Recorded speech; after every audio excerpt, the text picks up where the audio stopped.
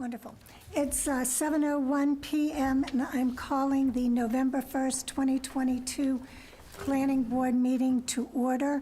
I would like to advise everyone that the board meetings are being audio and visually recorded. So we'll start our proceeding with roll call. When I call your name, would you please indicate that you're present? Jonathan Poor. Present. Bill Wheaton. Present. Emil Dahlquist. Present. Rick Mitchell. Present. Richard Boroff. Present. Pat Norton. Present. Marnie Crouch. Present. And I note that Beth Herr is absent.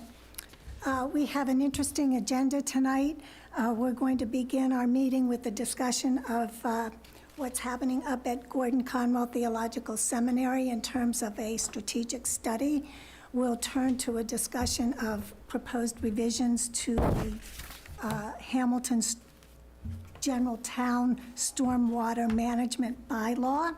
And then we will consider some potential revisions, maybe to the, if time permits, to the Groundwater Protection Overlay District, and then we'll turn to board business. And I would like Patrick, if he is so inclined, to give us a very brief update on what is happening with the MBTA Communities Initiative with respect to the commuter rail system, and it's actually one of Charlie Baker's signature movements to promote housing in the Commonwealth. So with that said, I would like to thank Rick Mitchell for providing the planning board with a memorandum as to what has transpired to date with respect to the strategic plan initiative up at Gordon Conwell Theological Seminary, and he did provide the board with a copy of the executed agreement among the town of Hamilton, the Gordon Conwell Theological Seminary representatives, as well as the consultants Abramson and Associates and Gamble, and I think it's Gamble and Associates as well. So, Rick, again, thank you. And are there any new developments since your memo? Only one but interesting detail popped up today in information being submitted by the seminary to the consultants, is that they have been contacted by 4 different organizations who have an interest in purchase of the property. They include Colliers International,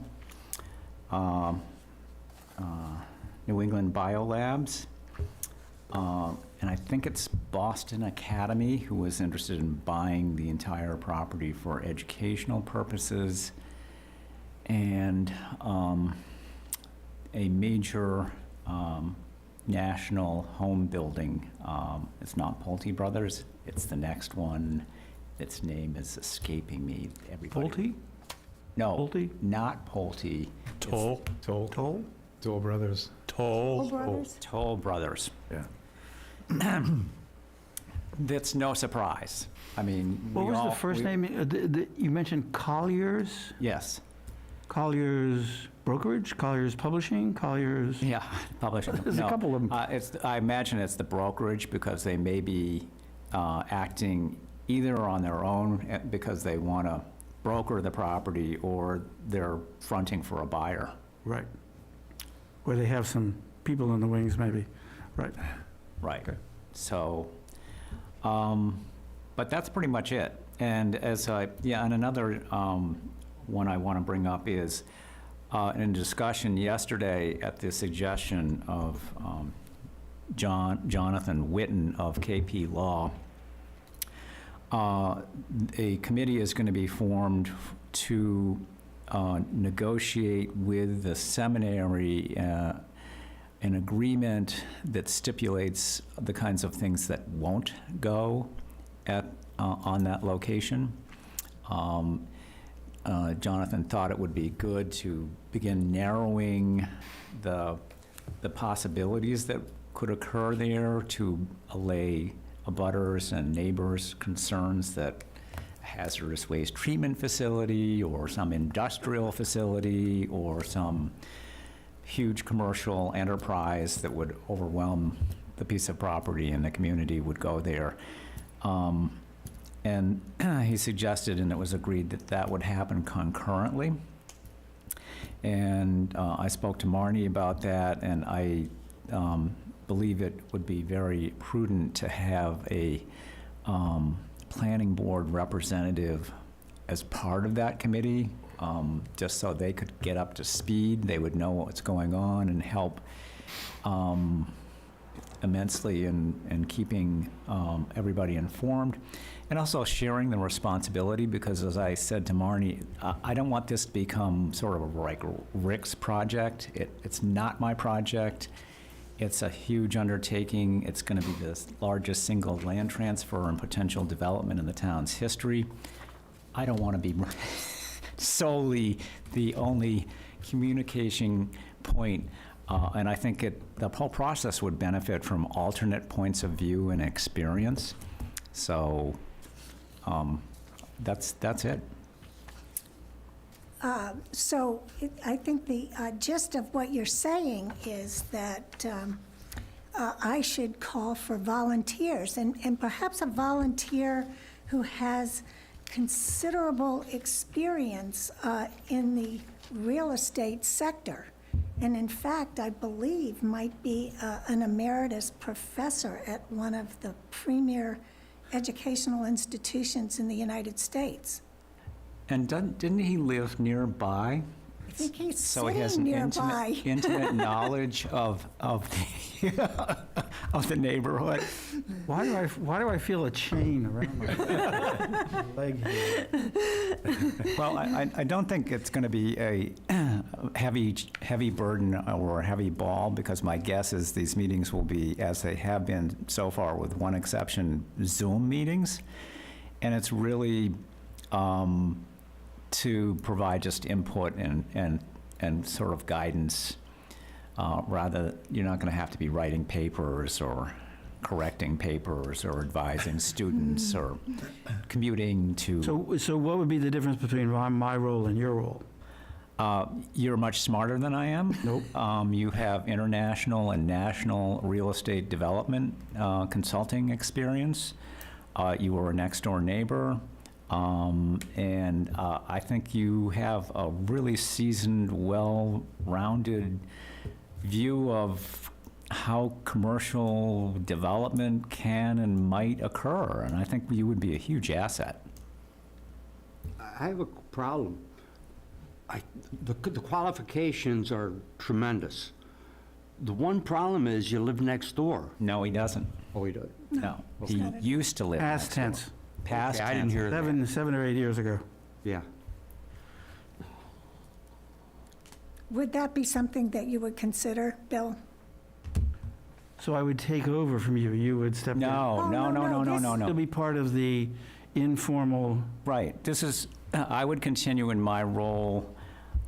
This is an adjunct to this process that will be going in parallel to be, it will include the two representatives of the seminary, Ken Barnes and Merwin, Walters. thank you, Merwin Walters, Joe Demelowitz, Patrick might be involved, Sean Farrell, chair of the select board, and the two consultants. And Jonathan Witten, right? And Jonathan Witten.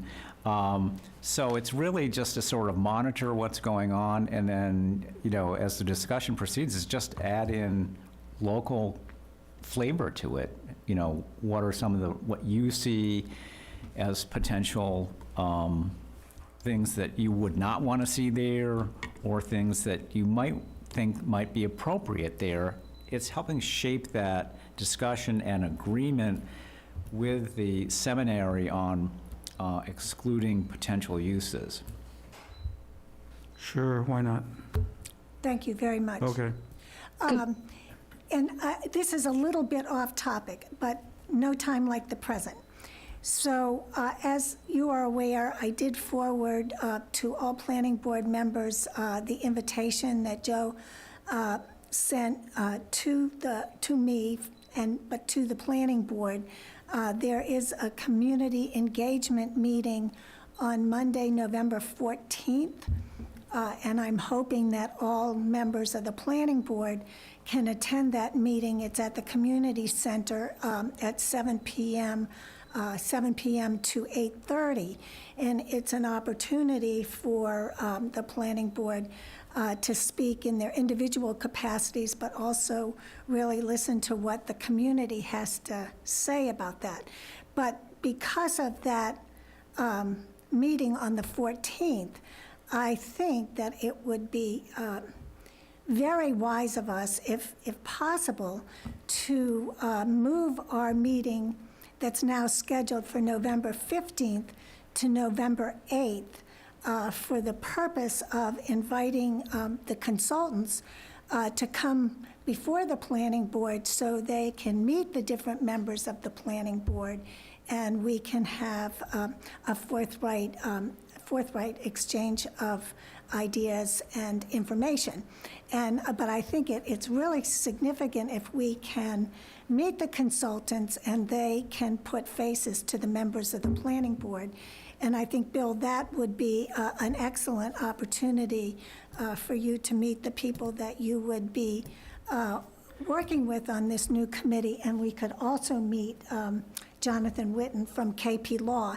And my understanding of Jonathan Whitten is that he has kind of a remarkable set of skills. Not only is he a lawyer, he is I believe, a planner by occupation as well, and he also is an academic, so he is a college professor. So he would be working with you on that committee. So I think that your experiences would meld really nicely. So if that can be arranged, I would ask everyone now whether they would be amenable to meeting next Tuesday, November 8th, instead of November 15th. Well, I agree with you 100%.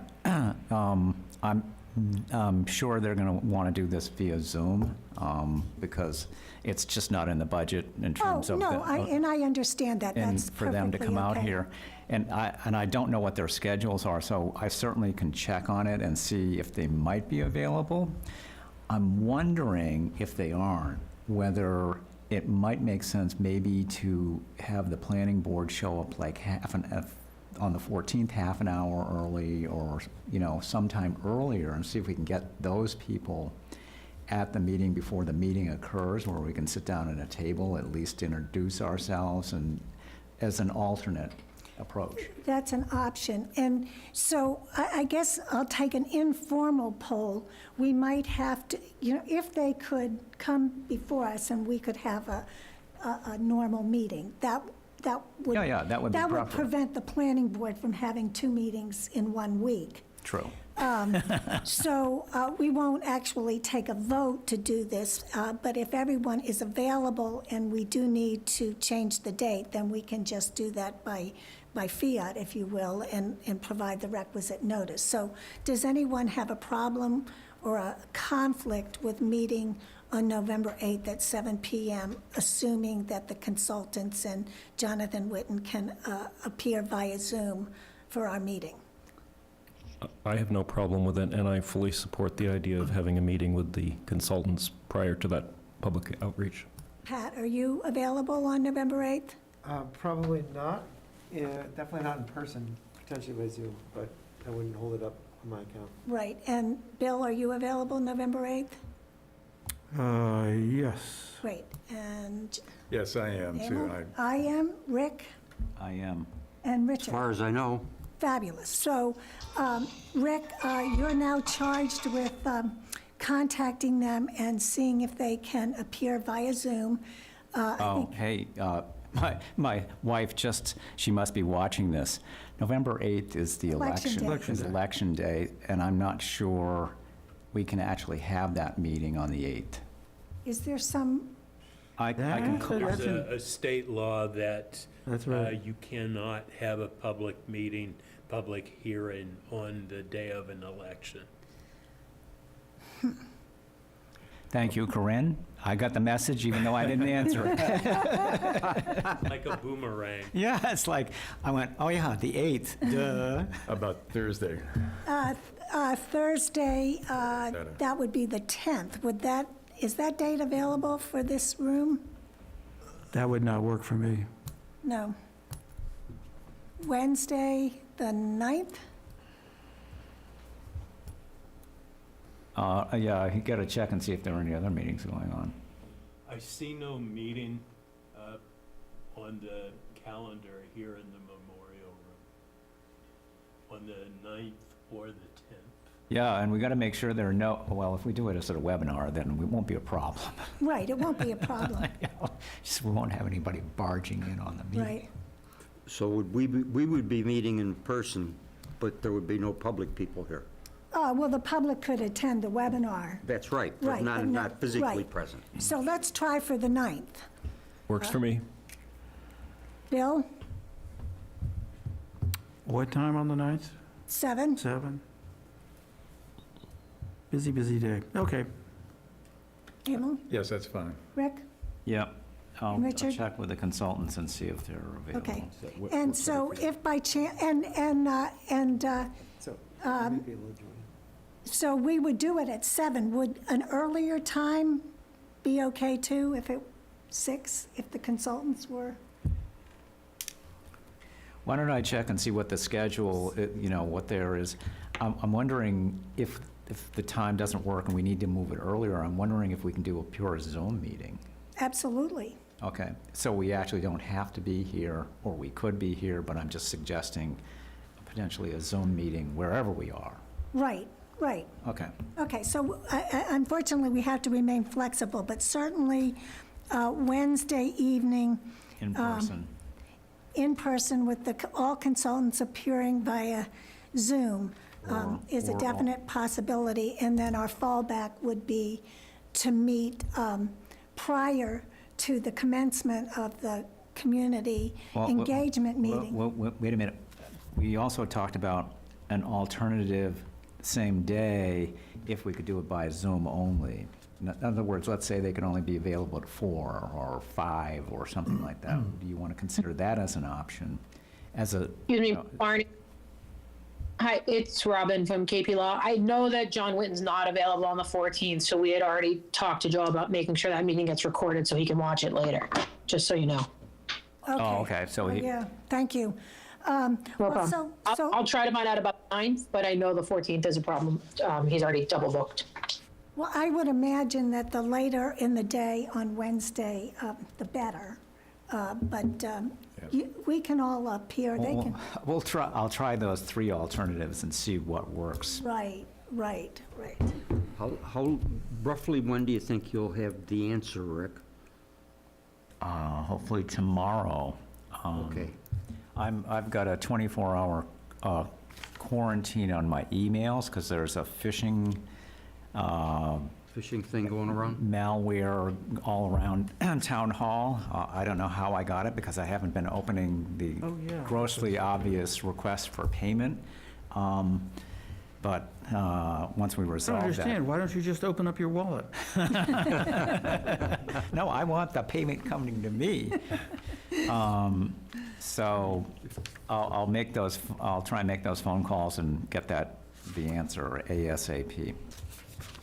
Okay, returning back to our actually more substantive discussion, I think we can all agree that the Gordon Conwell Theological Seminary site presents an extraordinary opportunity for the town and the seminary, but concomitantly, it requires an extraordinary effort for us and all concerned to make sure that whatever zoning bylaw or overlay district that takes shape for the site is one that does not lead to unintended consequences, but rather will contribute to the benefit and growth of the town for years to come. And so it's incumbent upon us to get this right. I don't think we have any room for error in what we do with respect to this property. Can I just add one thing, Marnie? Absolutely. And it is a tight timeframe. The consultants hope to be done, I was hoping it's going to be early January, but now they're saying late January. So the town meeting is first Saturday in April. I don't know what that date is. So that really only leaves February or March, and the warrant has to be printed, like, I don't know, 3 weeks before, 2 weeks before. So that discussion occurred, and the thought was, this has to go through some serious deliberation and consideration. So it can't be jammed into a real short time frame. So the town manager agreed and Sean agreed that if it needs more time, then they would be willing to call a special town meeting. In other words, April would occur, and if it has to go to June, May or June, then the town would be willing to call a special town meeting to consider that. So it would be a one-subject town meeting. It would be a one-subject town meeting. And I said to, and the consultants were agreeing by shaking their heads, is we can't push this to the point where it blows up in our faces. So if it has to go to a fall town meeting, then, I raised that as a possibility. Everybody's committed to try and make this as efficient, concise, consolidated, coordinated as possible. But certainly I know Sean and I and the town manager recognize this is a political process, and the abutters have to feel comfortable with it, and the population in general has to feel comfortable with it. So while time is of the essence, consultation is critical to make sure we get it right. Well, I'm glad you said that, because obviously, whatever the planning board does, we would not want to put our imprimatur on something that wasn't an absolutely first-class product, and one that would inure to the benefit of the town, as I said, not just in the short term, but in the long term. I mean, this is a very unique site. It's a kind of once-in-a-lifetime opportunity, and we would not want to jeopardize our credibility as the planning board or the town's fiscal health, because we Right. did something that Right. as you said, blows up in our face. Well, with that said, Could I ask Rick a couple more questions? oh, absolutely. I would suspect, but you can confirm, that the time pressure for this is coming mainly from the theological seminary? Yes. The town doesn't feel any urgency to develop this site. But Well, I think they have stated, and I talked to John, when this whole process in its very earliest stages back at the beginning of August, when he called me and wanted to sit down and have a conversation because I was so highly critical of what was going on with the Zoning Board of Appeals and the 210 proposed units of affordable housing. And it was like, there's no coordination, there's no consistency, no communication. And I asked the question, and what's your time frame? And he said they want to be off that campus by 2024. So 2023 is the time to get this done.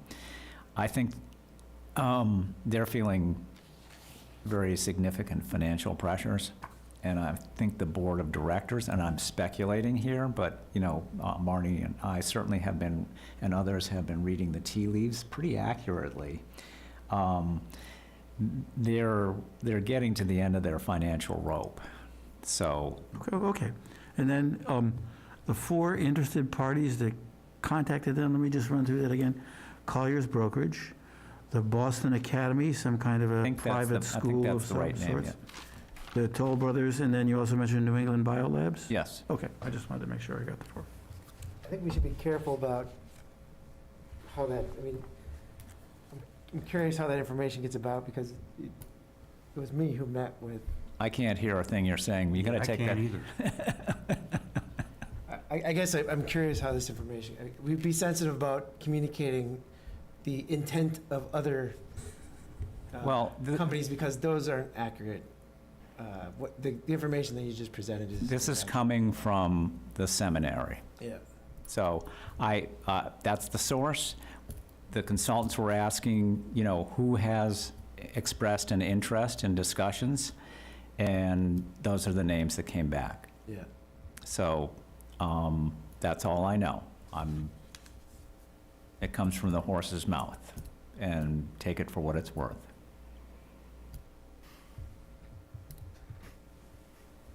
Well, we should be sensitive to that. I mean, we wouldn't want to Yeah. inadvertently, No, but it's public information. I mean, they are submitting this information as under the contract.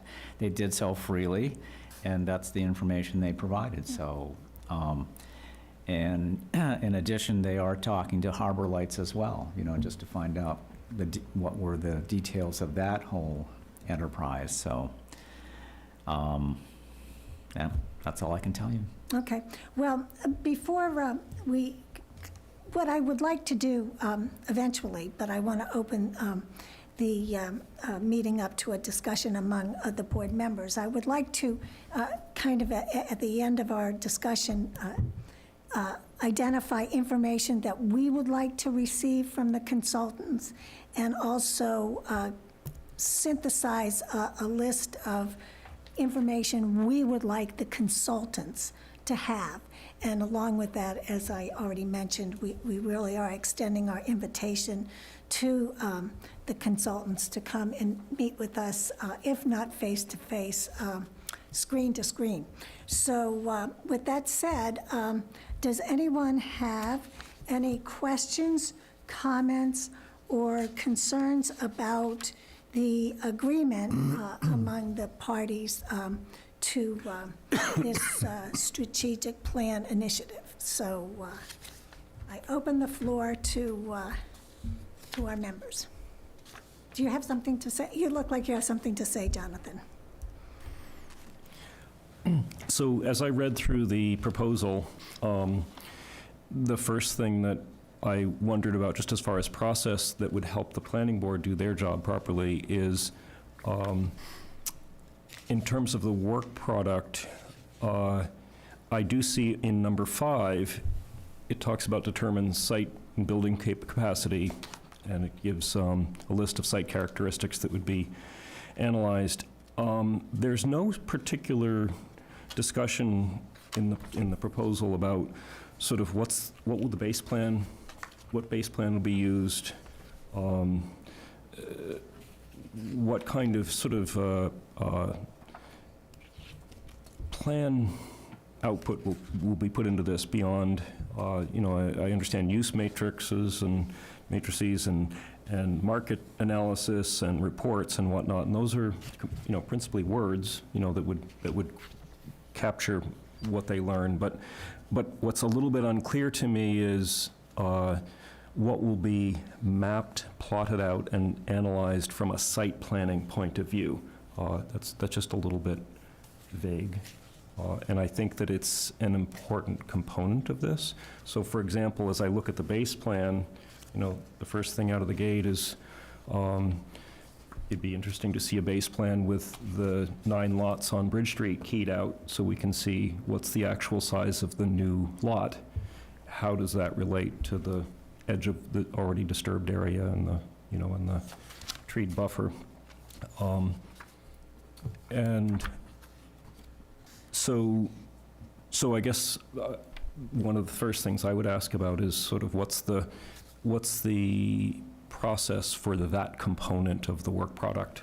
What would we be seeing? What would be produced? And then that would tie directly into our specific comments about, you know, if this is an overlay district, or what the, you know, what the goals or restrictions on it might be. They need to be kind of site-specific, and to be site-specific, we need a site plan.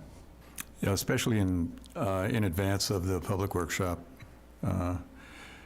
Well, the public workshops are, as the materials were submitted to you and the questions that were discussed are very general in nature. It's really to get the public involved to introduce the consulting teams and the partnership between the town and the seminary, and ask, specific but questions about their concerns about the site and what they would like potentially to see on that site. That we're not getting into, they have a general map that was included in the submission of materials that they will use and show the public so they understand where it is and what the layout looks like.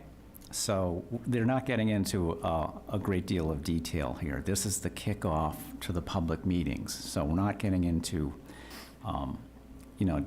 a lot of detail on these. Well, I think to Jonathan's point, though, the 9 lots on Bridge Street are not part of the seminary parcel, and they should be, it should so indicate on the map that those lots aren't part of the, I think we're jumping, we're into the weeds already, and we should be flying at about 10,000 feet here.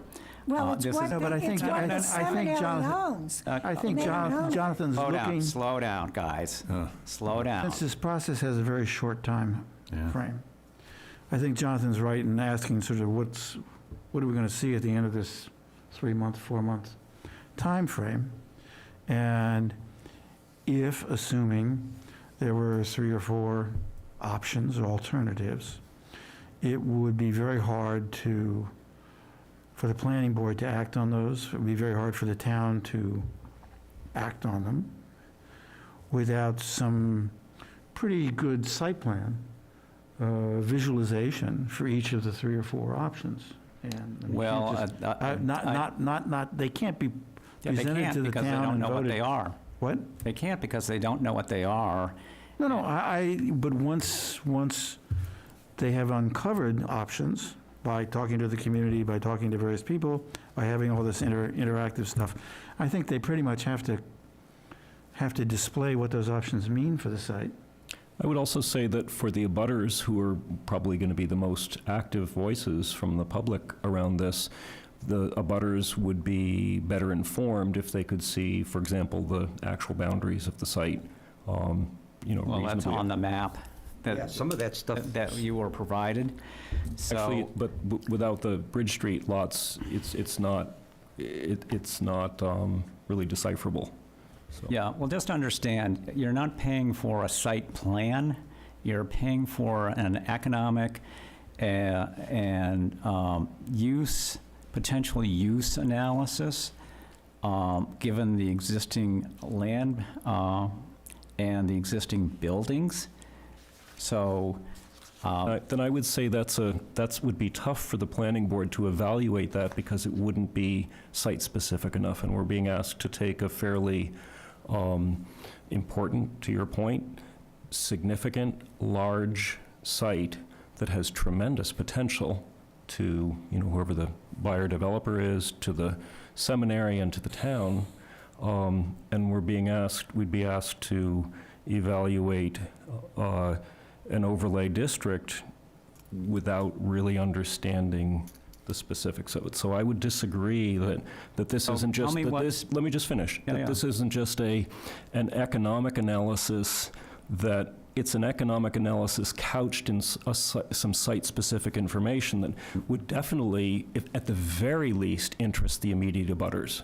sure. And would likely interest the further neighbors as well. And then our role on the planning board is to guide this thing so that it is the highest and best use and the best sort of mutually beneficial outcome for all parties. And to do that, the first step is to understand what you're starting with. So that's all. No, I agree. I just want to dampen down expectations of the level of detail, site-specific detail that we'll get. I think these are good questions, and certainly questions for the consultant as to the specific level of detail that they are going to provide, so that the planning board hopefully will have an opportunity to ask that question.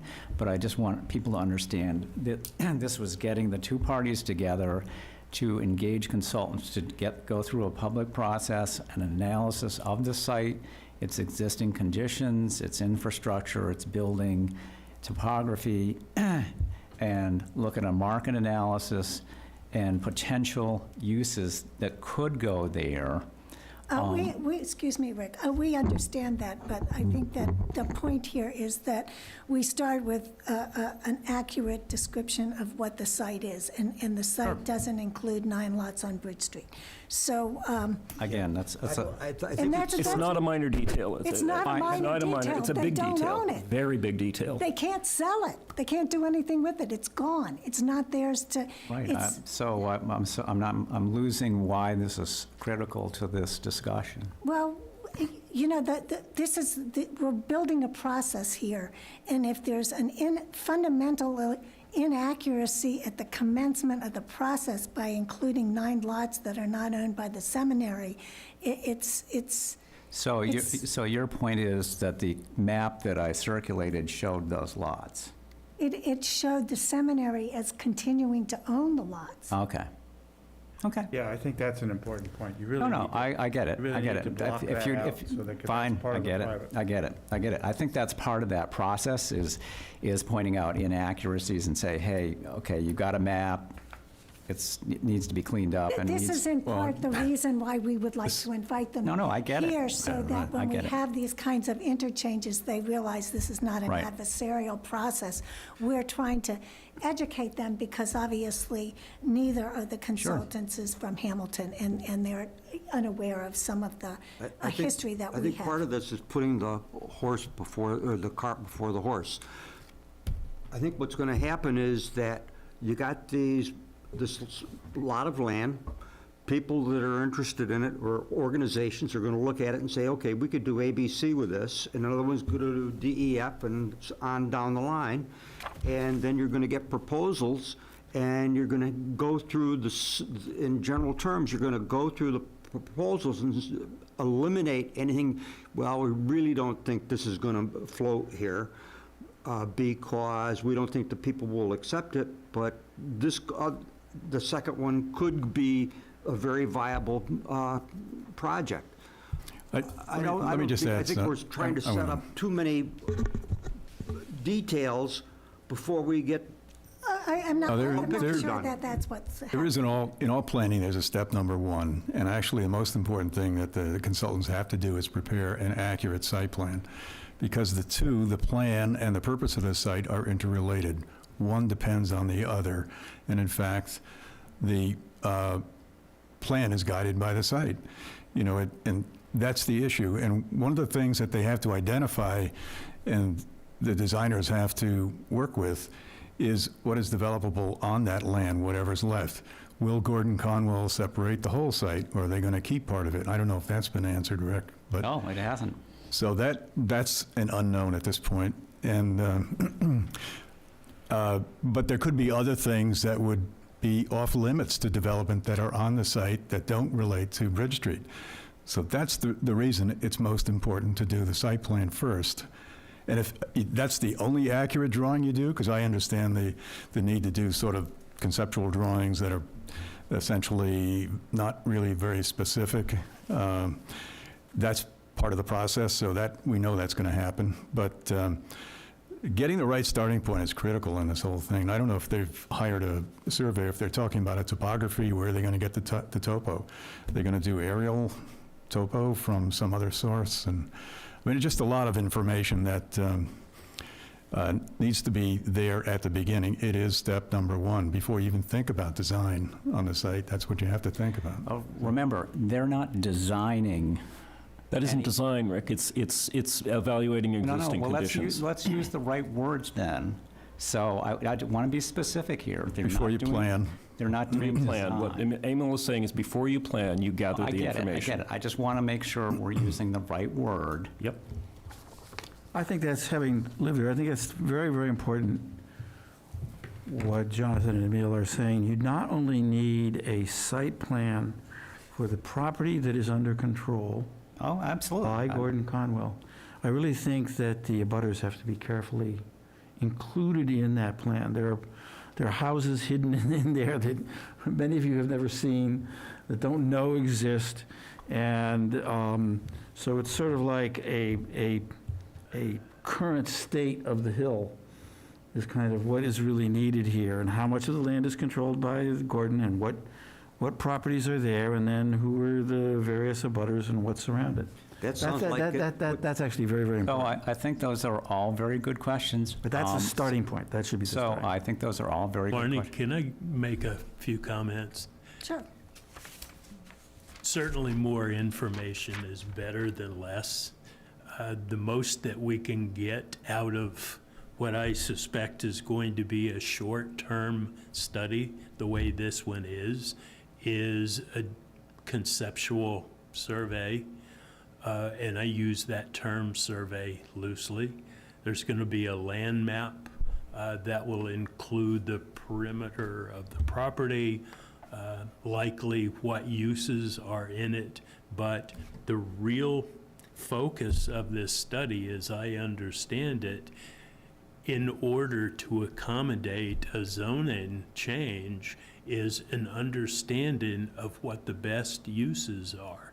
Getting into the specifics or even the conceptual ideas of what designs ought to be or not, that's way premature. I think this is missing the We really point. need to focus. Yeah, It's just missing the point. I think so, too. It's missing the point. Because It's you not can't- missing the point. Excuse me. Nobody's talking about design. We're Nobody's not- yeah. talking about design. I've heard that word no less than a dozen times tonight, No, John. but you can't put a use on a property if you don't have an accurate I think that- I think every- representation I of I think what think the we all property is. have an There's a understanding of difference there. what size, You're not saying the same thing. what scope, Don't interrupt. what level of density, what level of character, you know, residential, industrial, commercial, biotech, other kinds of applicable uses would likely have for this property. And then we shoot to that target that makes the preferred uses that this body, as well as the consultants, come to terms with. Yeah, well said, Patrick. I agree with you, they would be land use maps. They wouldn't be design plans. That's not what I was talking about. It's not what I gather Emil was talking about. Even if all you come up with is a colored zoning map like you currently have for the rest of the town, that's the level of granularity we're talking about here. Maybe there's some discussion about, reuse of buildings and things like that, but very, very peripheral. What I'm talking about is, in order to get those colors in the right place on that map, that land use map, this is a sensitive site. It has high value in and of itself, and it has high value, enhanced value, or detrimental value to the abutters. And in order to get those colors in the right place on the map as an end product, and the words around the regulations that are going to regulate the development, future development of this property, you need a little bit more understanding of what you're starting with. That's the point. It's not design, it's understanding what you're starting with so that your colors are in the right place. I think that's very reasonable. I'm not the consultant, so understand, I think this is a good discussion, but I'm not the one who's actually doing the work, so I think these are concerns and issues that the board can discuss with the consultant and find out what level of detail they envision providing.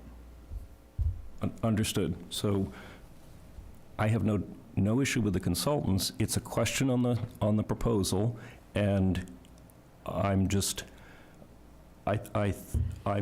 speaking my concerns about the process as the planning board goes forward, and I would love to hear from the rest of the board about how that fits into what our role is and how we could best facilitate that. Yeah, and that speaks, I think, to the line of communication. How do we transmit information to the consultants that would reflect what this board sort of generally believes to be right, or is information they want to pass down to the consultants? So right now, we go through Rick, I guess, to get the information to the consultants. So it's just as, you know, you edited the original proposal in order to refine it to fit the town's needs.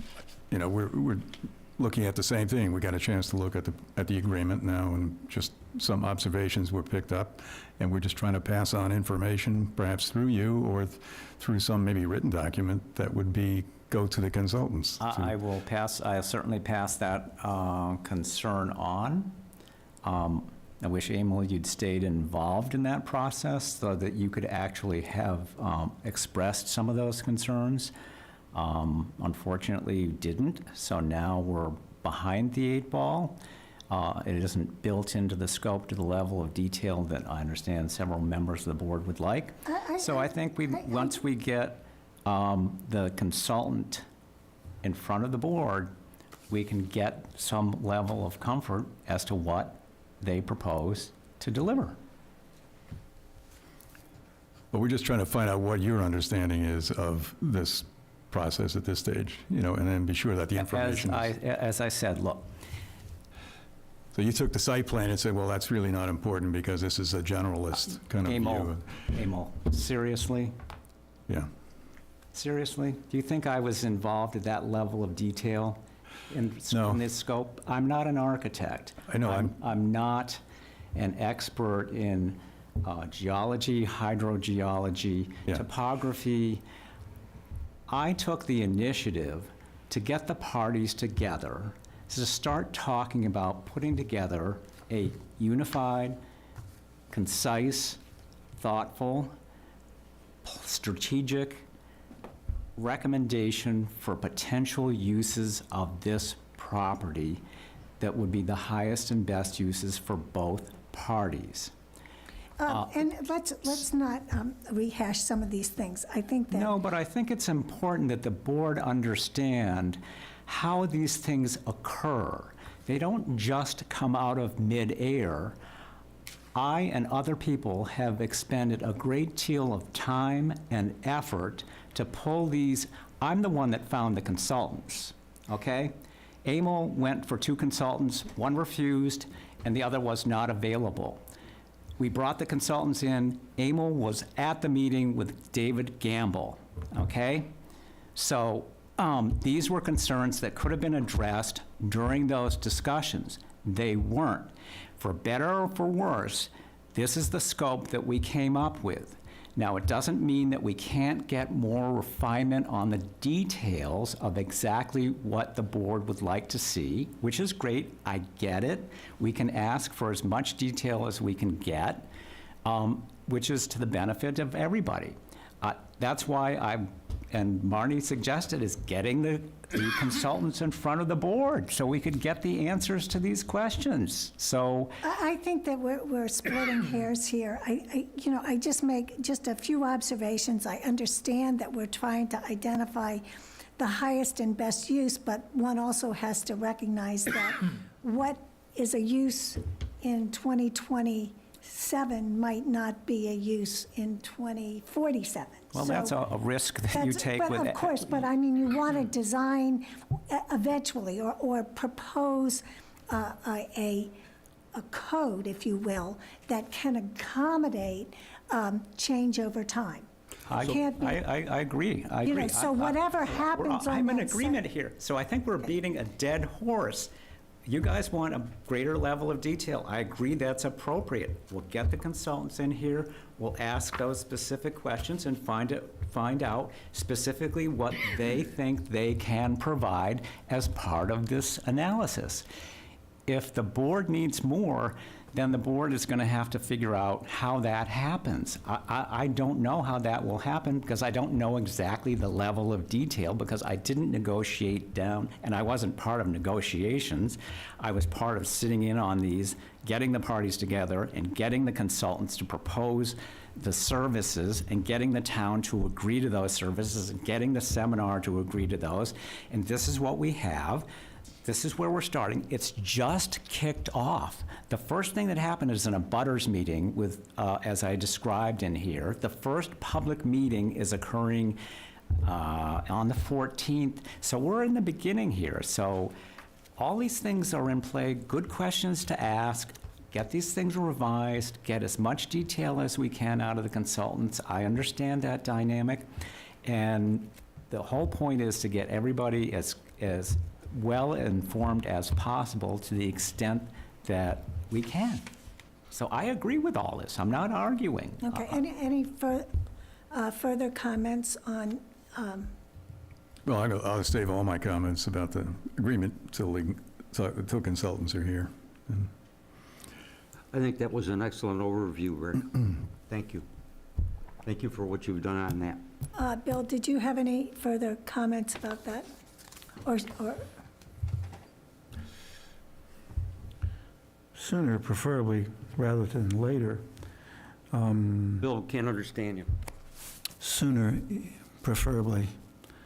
People are going to have to make an inventory, and there's no inventory here. I don't know how many square feet these buildings are, what the state of their HVACs is, Well, how many you'll get the square feet apartment for units. sure. You know, I know how many apartment units there are. What's the square footage there? This is not a piece of land. This has been well developed over the years. It's got infrastructure, and you know, before any of the 4 people you've listed looks at the property seriously, they're going to need an inventory. They're going to need to know, what are we looking at here? I mean, they can walk around and kick the tires, but ultimately they're going to need. I mean, this is much more complicated than, say, the ocular research proposal for what's the estate on Waldingfield. There's one building. You know, this place has got like 16 different buildings, and interconnected sewage, and all sorts of shit. And it's, you know, pretty early on in this process. If you want people to look at it seriously, you have to do both. You know, an inventory and site plan, done. and you have to have an inventory of the It's property. being done. Okay, that's what we want.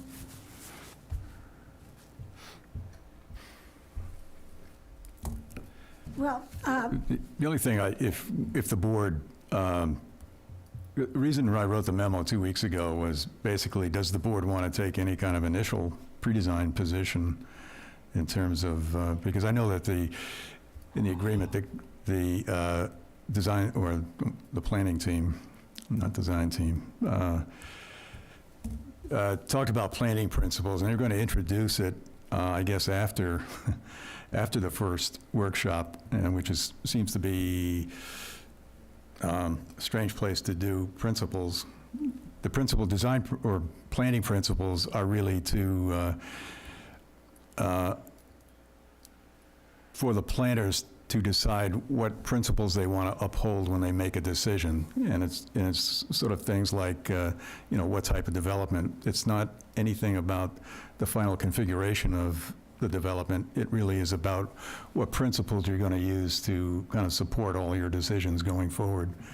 But that typically is fundamentally, as far as I know, again, done at the beginning. And a lot of our questions now are because we have a short timeline, and we only have a couple of meetings before this project is going to be concluded. You know, we're going to need to ask a lot of questions, I think, going forward. I would So venture the question would be whether we want to come up with any design principles, you know, to guide. Well, that would be from the planning board. One principle, which is, I think, important, is whether you develop the edges of the property, or whether you push development into the interior up on the hill and leave the edges green. Now, of course, they've already decided with the 9 lots to develop the edges of the property, which is very visible, but there are lots of other edges of this property, and you know, you can have very intense development in places like Turner Hill that you never see, because they didn't develop the edges of the property, they developed the interior up on the hill, and you know, you drive by that and you think it's just this wonderful green grassway. You don't realize there's 150 units and everything else up on top of the hill. And the same is true of New England Biolabs and so on. You can, so I mean, I think as a general principle, this is an area with a lot of nice homes and a lot of open space, and The worst thing I think we could do is to develop the edges and not try and focus on the interior and keep the edges, for want of better words, green. And again, Right, that's I think not a, that'll that's be- not a building design, that's a That's a color, that's a concept. color on a map with a couple concepts. That's a concept. And I'd like to add to that for just a moment. I took the opportunity a couple evenings ago to drive through the property and around the property fairly comprehensively, slowly, stopping many times and studying its presence at night. And what was really interesting was that, in general, the property as it exists is pretty woefully underlit. It's dark, which is beautiful, but not very safe or practical, and not realistic for a development. So, and if you were to just take the existing structures and roads as they stand now and just light them properly to current standards, at night, that existing campus would have a completely different presence in the neighborhood. Couple that with the clear cutting that is happening and likely will happen on Bridge Street, and there would be a significant change just in relamping or relighting that campus. So to Bill's point, that's an interesting discussion. In your zoning, your colored maps, not a building design or road designs, in your zoning, is that a gesture that you recommend and that you promote? What Bill was just saying would directly address what I just commented on and observed. So these are just examples of process that can happen to make this a better project that's more appealing to the buyers, more appealing to the abutters, more appealing to the town. So I would strongly promote Emil's suggestion of having design principles or design goals set forth, that the planning board would support and look forward to as sort of some guideposts, because eventually the planning board, has to review the final proposal for the codes, regulations, and colored maps that are going to come out of this. Yeah, a think at lot this of what's there you don't see. Yeah. In particular on three sides. And, you could easily imagine current lighting standards, a couple clear cuttings, and all of a sudden, there's this enormous glow on the hill that everybody in town sees. And that would not be something that would be attractive to the town, I would think. I think at this point, it needs to stay as general as possible without too many specifics, because you're getting, already, we're getting caught up in the weeds. And I don't think that's good at this point. I think we need Well, to stay Richard, up at the excuse me, 10,000-foot level. Richard, the consultants have indicated that they intend to develop planning principles. So I think that for the planning board to discuss planning principles and suggest them to the consultants I think would be very helpful, because this planning board is familiar with Hamilton. The consultants are not.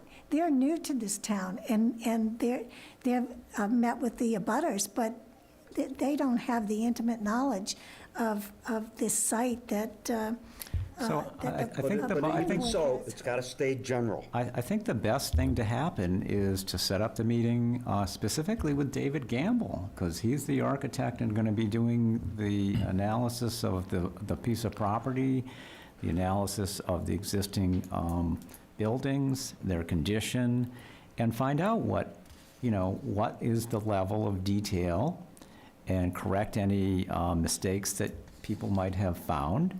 And find out. I think this is a wonderful conversation and is expression of some concerns, but we're talking without the knowledge of what he's proposing and where he thinks he's going in terms of that. So we're going to meet with him on Hopefully on Wednesday. the, Wednesday?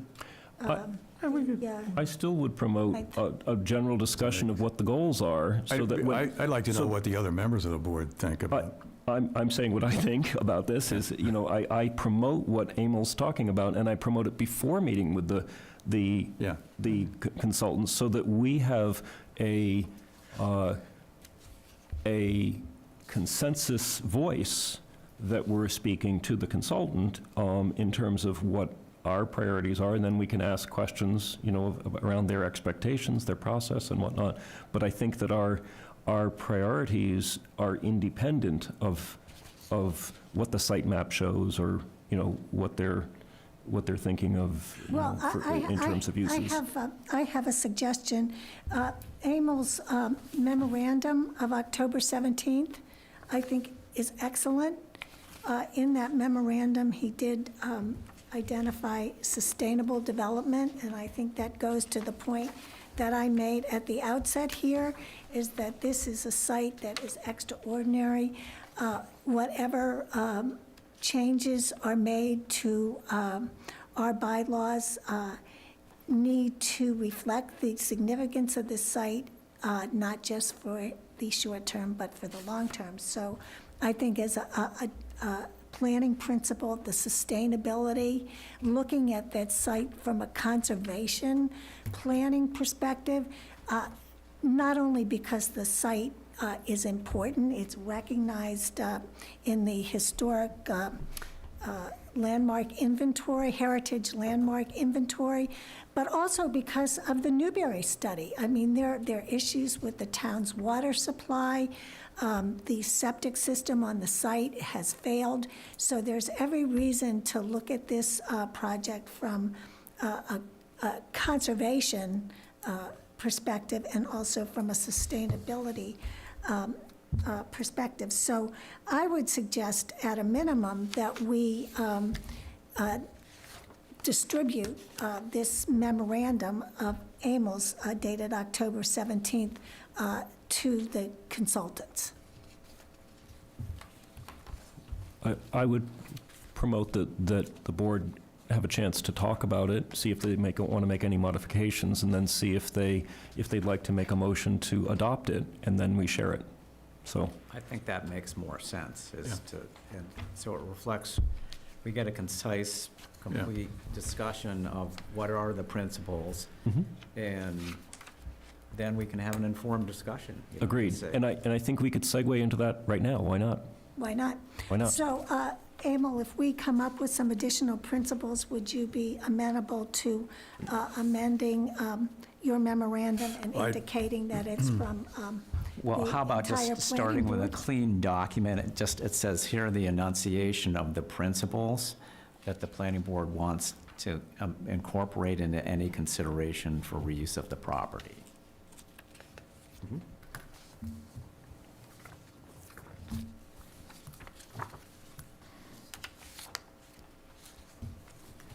I'm sorry, Emil, do we have a copy of that memo in our packet? Not this packet, no. Okay. Yeah, none of us have it, other than you and Marnie. We had it at the last meeting. Well, I don't have the materials from the last meeting. Yeah, I don't have it either. If I have it, could we make copies of it? Or could you, if you have paper copies? I've got it. Could you just run it through the copier? I got a paper copy. Could we do that and share it? And then just Go for it. mark it up? Sure.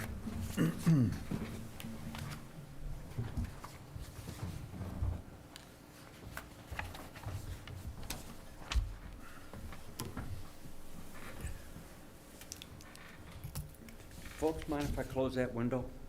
Go ahead.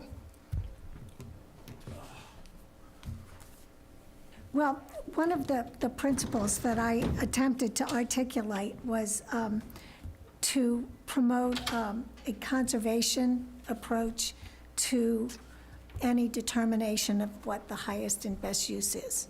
So obviously, we're not going to have a toxic waste dump up there or any kind of industrial site, but I think that looking at this site in terms of conserving its historic, its cultural features, its scenic vistas, as much as possible is an important way, to look at this site and any type of bylaw, to recognize that that's an important aspect of any potential development there and should be reflected in any type of a bylaw or overlay district.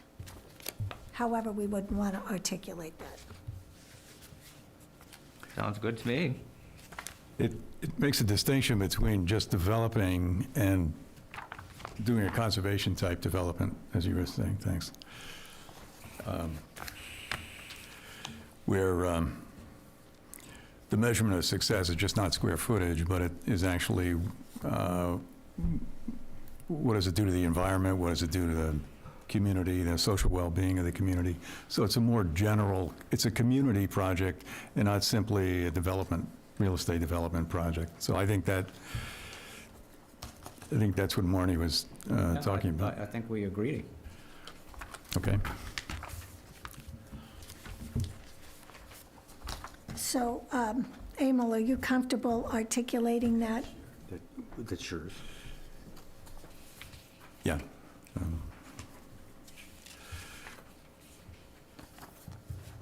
Well, I wrote that under, the first one was a goal, and again, Thank you. I can use this as, and just delete what's not applicable here, but So. Thank you. the goal on page 1 of 3. Yeah, can you extract your principles, because they don't jump out on this? I addressed only 3 issues, the goal, the site. So this is not really, I think we add some principles, at the end, but these, I think, can be shaped into a principle.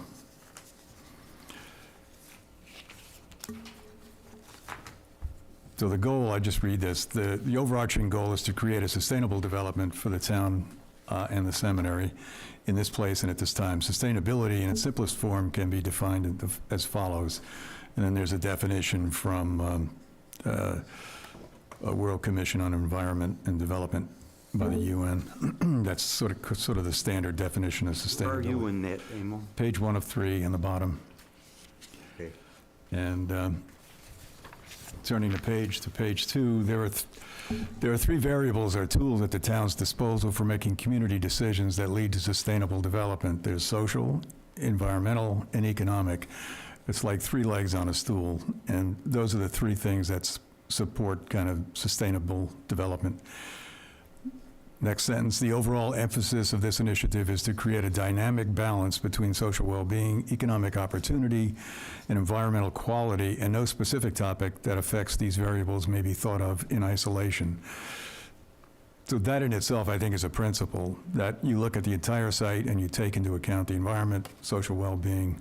There's a place for pedestrians, there's a place for the public on the site. And this is not just, again, about economic opportunity. So could we use those as headers, in terms of sustainable development, and then bullet social, environmental, economic, and then Yeah.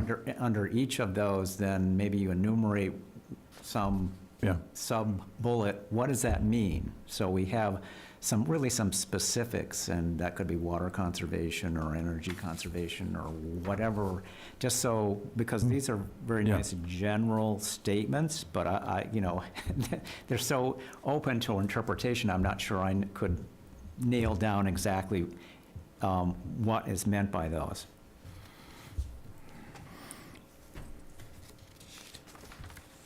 Yeah, I mean, if it's a principle, you want to keep it sort of general, and we could define what environmental means, I guess. Well, I think, Marnie brought it up as like water conservation.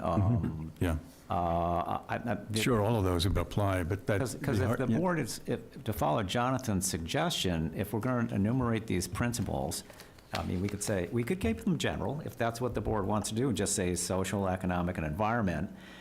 Those are almost like what happens at the beginning of a bylaw, is the aspirational, it should respect the social, economic, and environmental conditions and whatever for the town.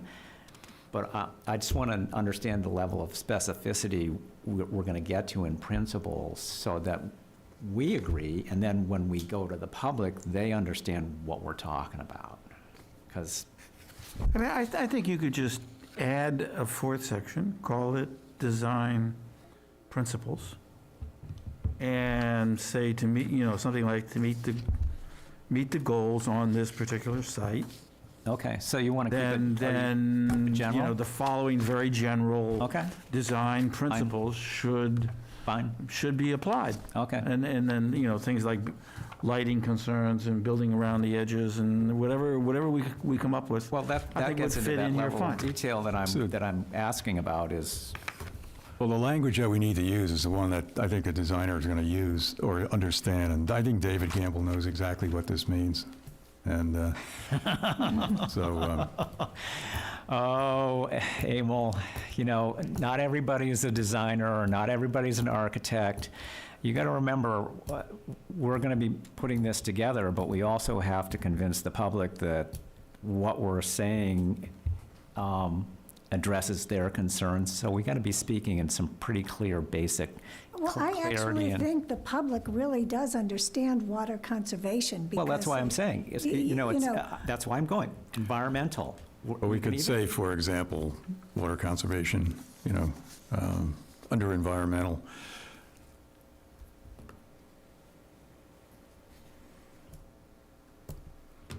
And I think that probably, and I'm surmising here, but this property has been open to the public, and I'm sure the abutters have used it a Yes. lot. And Yes. I know at one point I rode horses through there, and I don't know if people still do.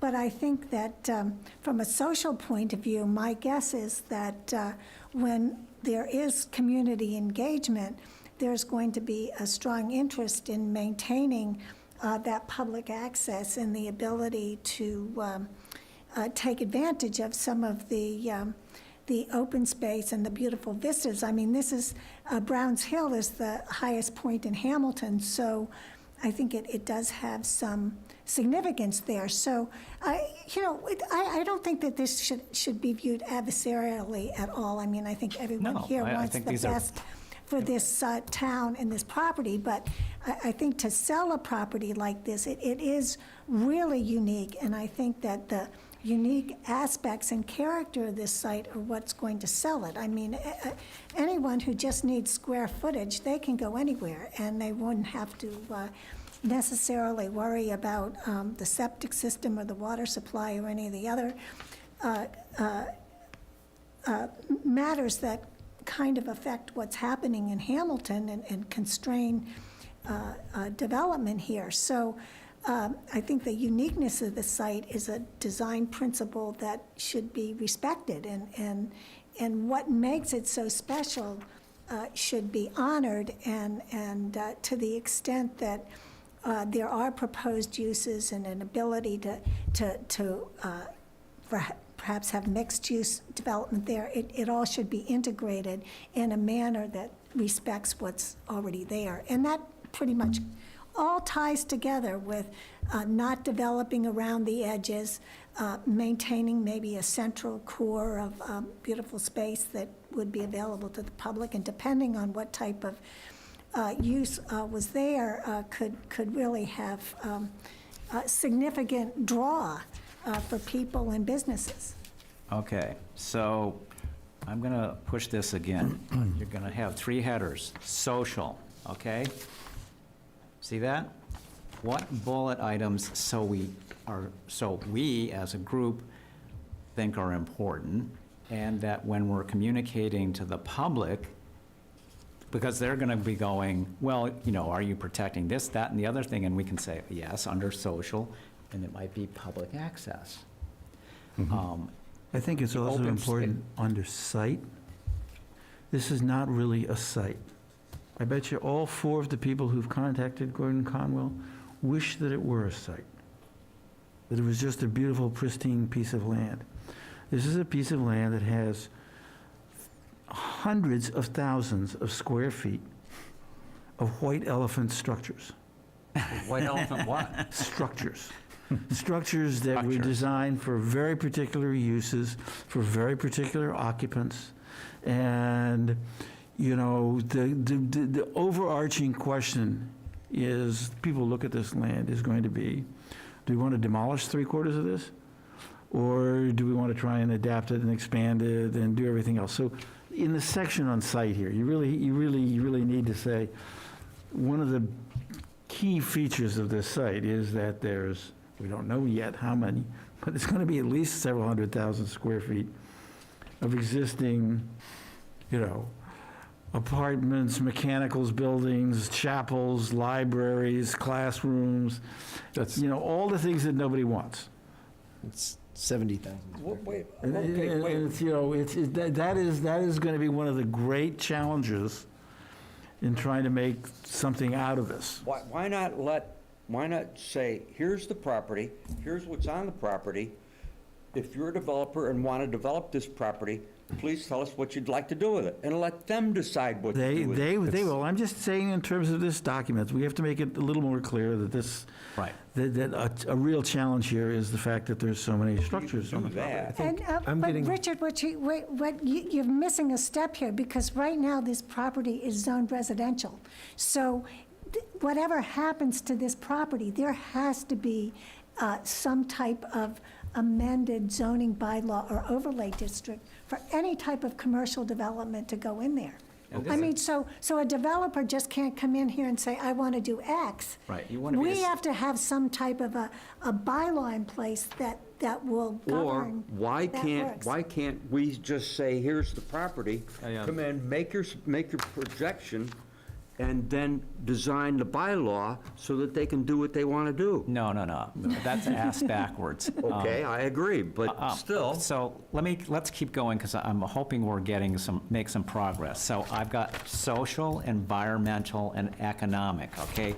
So under those general, I have under social, public access. Under environmental, I have water, I'm gonna say conservation, air, Right. you know, clarity, I don't know.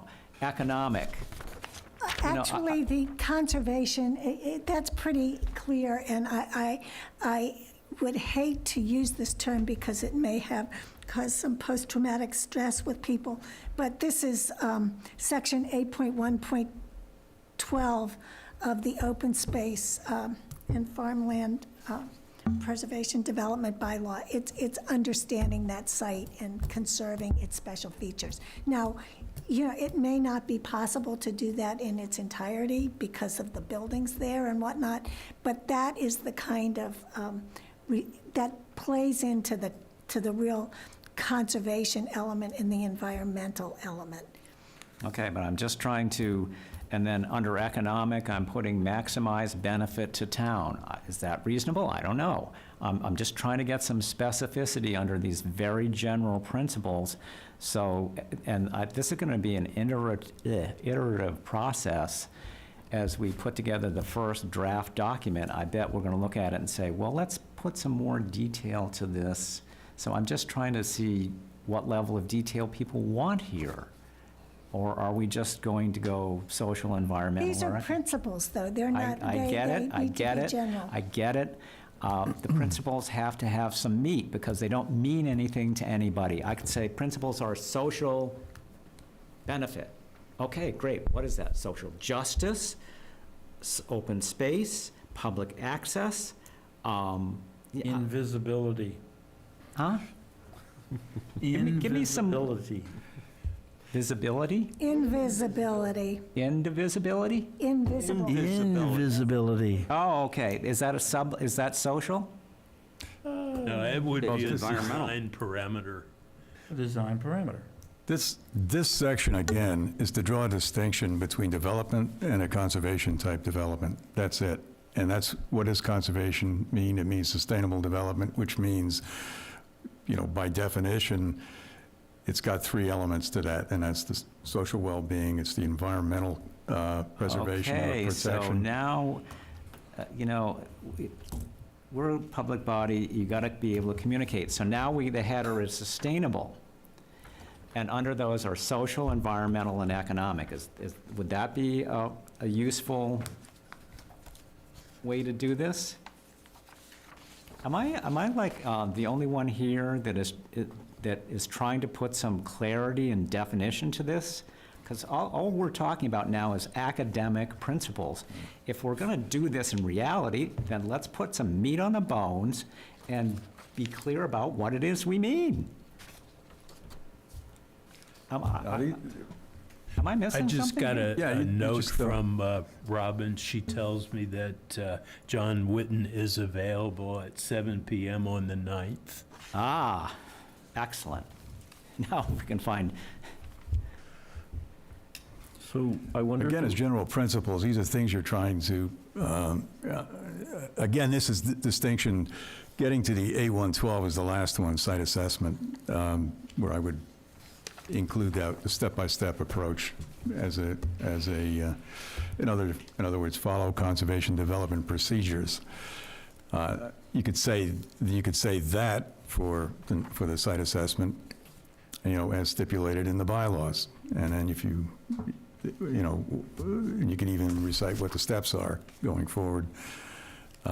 I would promote looking at this whole document as a whole first, then going back and wordsmithing it. So let's try to get through it as a Yeah, this whole is- set of content, because what one could say is maybe. This is like editing the final- a Google, this is like editing a Google document, you get 8 different people. Yes, so, commenting. and what we might find is that maybe your last section is first, or something like that. Let's Yeah. just understand the whole, and then cycle back through and wordsmith it. That's be my suggestion. so in other words, just, Let Emil present it as in its entirety, so we can understand its entirety, then we'll come back and, that's what I'm trying to get. It's- right, but let's not wordsmith this. Okay, so let's Top keep of going page then. 2. I'm just Perfect. trying to understand where we're going. Yep. Because it's not clear where we're going, and I don't want to waste any more time talking about general principles if that's not what if we want to be general, that's fine. I just would like to get some clarity as to Let's where let we're Emil going. continue presenting. That'd be my suggestion. Then we'll come back and pull it apart. Yeah, so the first one, again, was about doing conservation development, not a standard development, which is typical you're going to find in, so it's a signal to the planners, pay attention to what it is to be, or the public, what it is to be a conservation development. And then that's where you cite the three elements there. The site, which Marty sort of addressed before, I'll just read it. This language came in pretty much to elaborate on what should be then distilled into a principle. So the site is a full appreciation of the historical significance and visual importance of the site, must guide the analysis of site and shape the design or plan. And then there's the Hamilton Reconnaissance Report, which cited the landscape characteristics as scenic and sweeping vistas, mature ornamental and specimen plantings. The existing site and purpose supported by it are 2 sources of design that are interrelated. Purpose depends on the limitations that the site will impose, and the site analysis depends on the purpose. Again, that's a good reason for a site plan. The site won't necessarily define the purpose, but it should guide it. Then there's an obvious harmony and character in the land today. That's even with the buildings on it. And any future development must honor a continuation of that relationship to the greatest degree possible. It doesn't mean you can't take down what's there, but it means you don't destroy what's there. It's a challenge. It's a challenge.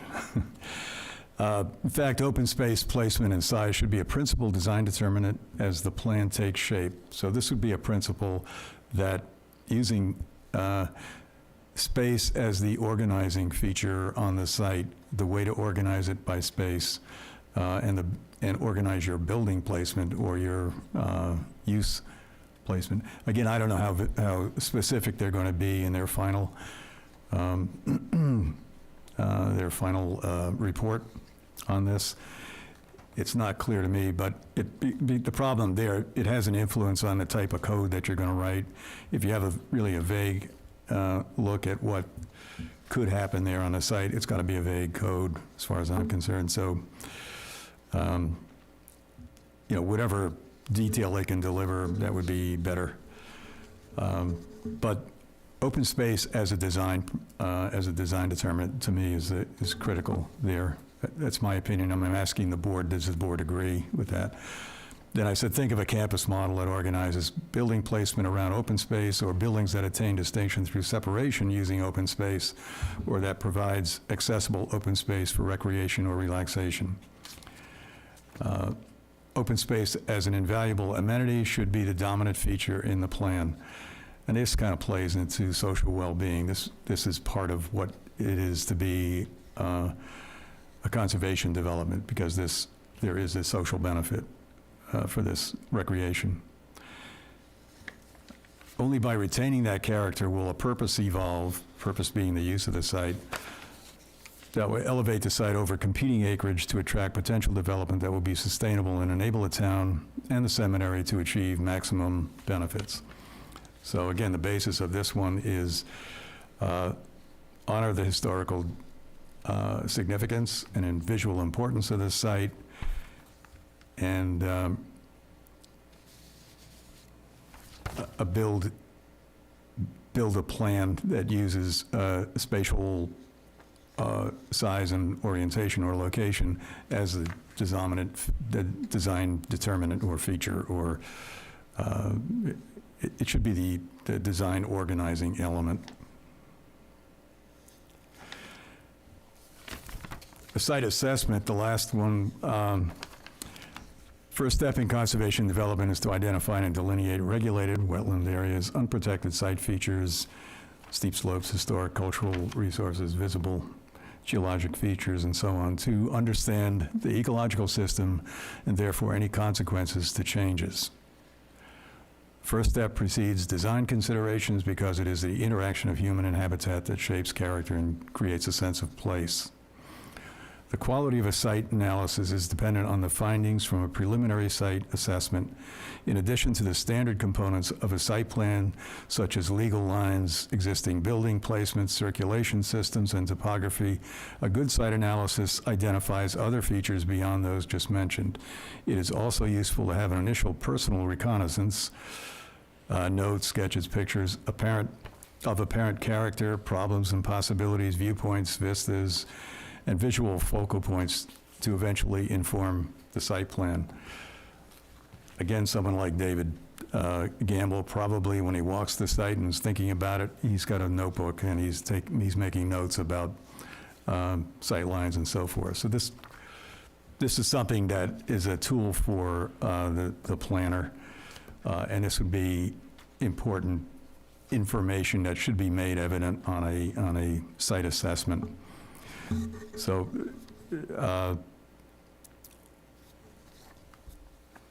this principle then, if we were to put it as a principle, is use conservation development procedures to identify and delineate regulated areas and unprotected site features to understand the ecological system and therefore any consequences to changes. So I would put that down. And then it's sort of a subtext to in your site analysis, be as complete as possible when you do that, to give more information in terms of how to use the site, and information such as vistas, where are the views, what are the characteristics that stand forth. Is there a sight line, or is there a particular vista that's important to that particular site? Again, all of those inform the eventual site plan. So those were the three general areas, all pre-designed, that I thought, if we're passing on information to the consultants primarily, and they could introduce this to the public, but this is something they would understand, I think, completely, as to what the town is looking for. What they're going through now is a data collection phase. They're asking particular stakeholders like the abutters to participate. They're asking the town folk to come to a workshop for a visioning kind of session. They're looking for data from different people. They take their directions from the town, the people, and then they incorporate their knowledge, their expertise as planners into the final result. So what they're looking for is information, and that's all I'm asking for here, is that we should be included as one of the bodies to provide, solid information to the designers, to the planners, that they can use going forward in the preparation of a design. It's also how we can evaluate the project down the line.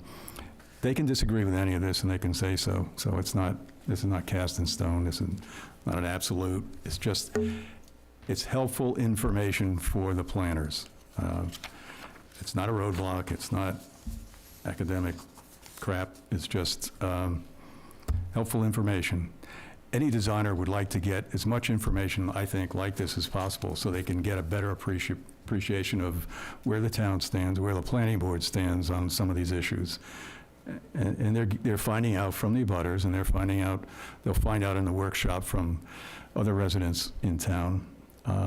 But from the planning board, they should have a list of findings, a list of principles that at least the planning board would pay attention to. So, Emil, can you distill then just maybe 3 principles, but still using the content of this email? Yeah. And if I don't know if I the try to write board it will approve my suggestion. These principles, if we authorize Emil to produce a document for our next meeting, and we can review it in advance, we will have that document. It can form the basis of a discussion with the consultants.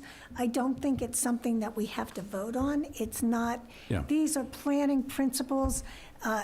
They're going to inform whatever code comes before us. They're not necessarily going to be included in it, but they are a first pass at what the planning board thinks are critical in terms of how to go about evaluating this site and thinking about what the highest and best use is if we are promoting a conservation approach, if we are promoting the use of open space as a design element for, as a social consideration. And I think also the open space, you think of open space as being in the middle of the site, but also, to Bill's point, the perimeter of the site can have open space as well to serve as a buffer with respect to the abutters. So if we agree that Emil has the discretion of amending this, we can go ahead and have Patrick forward, or we can forward it directly to the consultants. I'm sure their information is in this agreement, and that can serve as the basis for some of our discussion at the next meeting. But at this point, unless anybody wants to continue this, I'd like to move on and just talk about stormwater management ever so briefly. So, did you want to add anything to that, Emil? I mean, I have confidence that you can. I can do these. I can do that and set it up. We're like bullet list of principles. Yeah. Well, I mean, even just to keep your wordsmithing. I think others But are. just put the bullet principle and then, but keep your language. I actually Okay. think that, The language supports the position, I think. yeah, the language supports the position if you put bullet point principles. Yeah. But keep your language, because I think your language is very I think it's helpful to read or Helpful. understand what's. helpful, and I don't think it's in any way, shape, or form should be viewed as problematic. I think it's informative and of the thinking of the planning board, and I suspect the town as well. So I guess I would only comment that it's great to outline the goals of the future development, but I don't know if it defines exactly the complete scope of the goals we're hoping to get out of the report from this effort. Meaning, they highlight a bunch of, that's one bullet point of many in the purpose, getting some town objectives and concerns for what the development eventually becomes, but they're not developers, right? They're doing a cost-benefit analysis, and I think There are we two should aspects outline- to this. I mean, one, they're trying to identify, what's the highest and best use, but that highest and best use is dependent upon some type of a overlay district or some type of a code. And those are two different things, and they somehow have to meld together. But we can't write a code for a specific developer. They can go bankrupt. They can disappear. And then there's another developer who has another issue and wants to tear down a building that had just, that had been constructed. I mean, that was Emil's experience in Connecticut with what was the company that built The this? Hartford, yeah. The Hartford, and it ended up being torn down. So the code has to be a document that covers that site for a period of time, but a developer comes in, and there may be multiple developers, and how do they all interact? I mean, it isn't as if it's cast in concrete that there'll be one entity who has an interest in that site, and it can be, there can be residential development and some type of commercial development there. So whatever happens has to address a multifaceted I guess I was just suggesting that we maybe outline some goals of the report. I wasn't trying to impose Oh, the a goals of code. the report. Yeah. Oh, sorry, I misunderstood you. So I was thinking like maybe some of the goals, like for instance, people talk about biotech. Well, if a biotech is going to be a consideration, then maybe we would like the consultants to look at our recombinant DNA bylaw or the hazardous storage permit or the groundwater discharge permit, all these other things that would support something of that nature. I guess that's where I think maybe some different outlines and what the goals of the effort in the report, not necessarily in the development only, but in the deliverables, we hope to get back some guidance on bylaw implications to different types that might be considered that are a high economic benefit, for instance. Right. That kind of stuff, which I Right. think they're intending to do, but I didn't know if we were specifically outlining those because it wasn't clear in some of the deliverables if that was. Well, I think these are good questions, but I think we need to get the consultants on a conversation, because you can speculate all you want. Yeah. And we can't redefine the goals. We've signed a contract now. So Right. we Right. want clarification from them as what we see the goals and the deliverables. Yeah, but I fully support the goals of the. Another way of putting it would be to keep it as general as possible and then fill in the details as the specific projects or potentials come into play. If you Yeah, get too there's just specific, some- you're going to eliminate too much stuff. There are so many variables now that you really can't zero in Keep it on general. anything. You have to use kind of a Keep it very general, what would you general. use as an approach to plan in this Can- case? I'd like to offer an example of an outcome that's tangible and ties into exactly this process so that we don't get lost in, the weeds around what if about a specific development. Just the question of what is the development area. There's going to be a color on that map that says this is the developable area, and then another color that says this isn't the developable area. That binary, that's simple. Yeah. We can't do that until everybody understands what the nature of the specifics of the site are. Just to establish that, that's the most general thing you can establish, the most general. And to even get to that point, you really need to do what you have listed here in the site assessment. Hmm. And we need an accurate, at least boundaries. So, Again, so let's that's find out what very they're general. proposing. Very general. Let's find out what they're proposing. Sure. I mean, we're going around in circles on what it should be. Let's Okay, find out what it will be. I think what we have agreed that Emil is in a position to set forth some principles, and then his document will reflect those principles as well as some of the verbiage. And I will just, I'm going to summarize this, and then again, I want to repeat, I want to move on to stormwater management. But I reviewed the agreement in depth, and there are a number of documents that the consultants have agreed to produce. And so the information that they are going to be delivering to the working group, I'm hoping that they would agree to provide to us so that, again, we can be as prepared as possible to evaluate whatever zoning bylaw or overlay district that would come before us. So I can just quickly go through this. The consultants in task 1, 4, 5, 6, and 12 have indicated that they're going to produce working drafts and with respect to those tasks and preceding tasks, and I would hope that we would be able to get copies of those working drafts.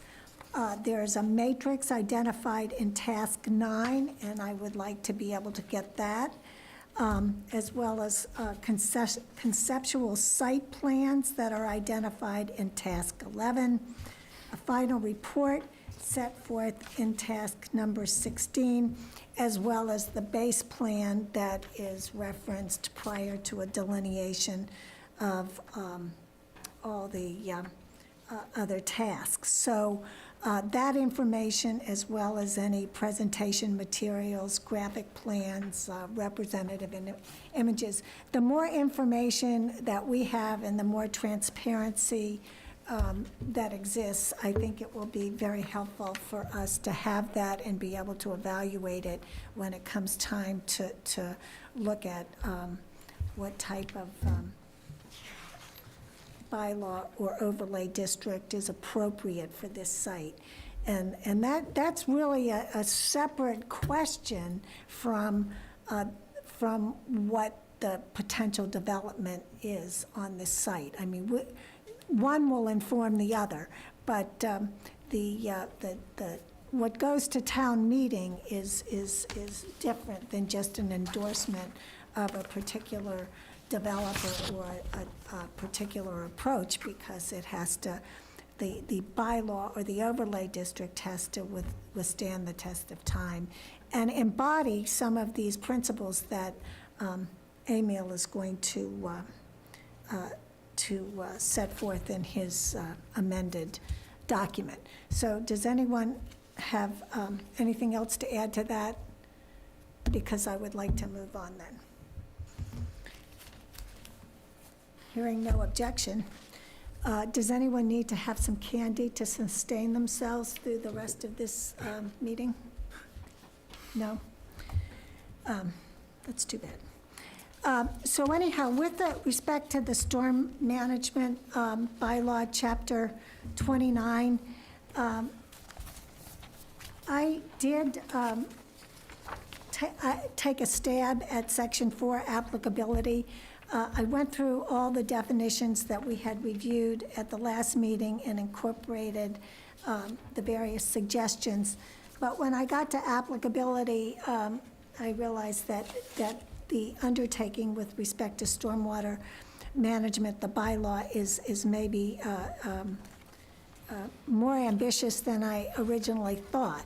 So I don't know if anybody has had a chance to look at this applicability section. It does incorporate what Emil had suggested in his proposed revisions, and I incorporated matters from our rules and regulations, our stormwater rules and regulations, but in a sense turn them on their head, because the land disturbance referenced in the regulations were there, the steep slope kind of aspects of it were there to, as exemptions to stormwater if the square footage and the slope was less than a certain amount, and I made them greater than a certain amount. But in doing that, you know, I realized the complexity of this, and I did then go and look at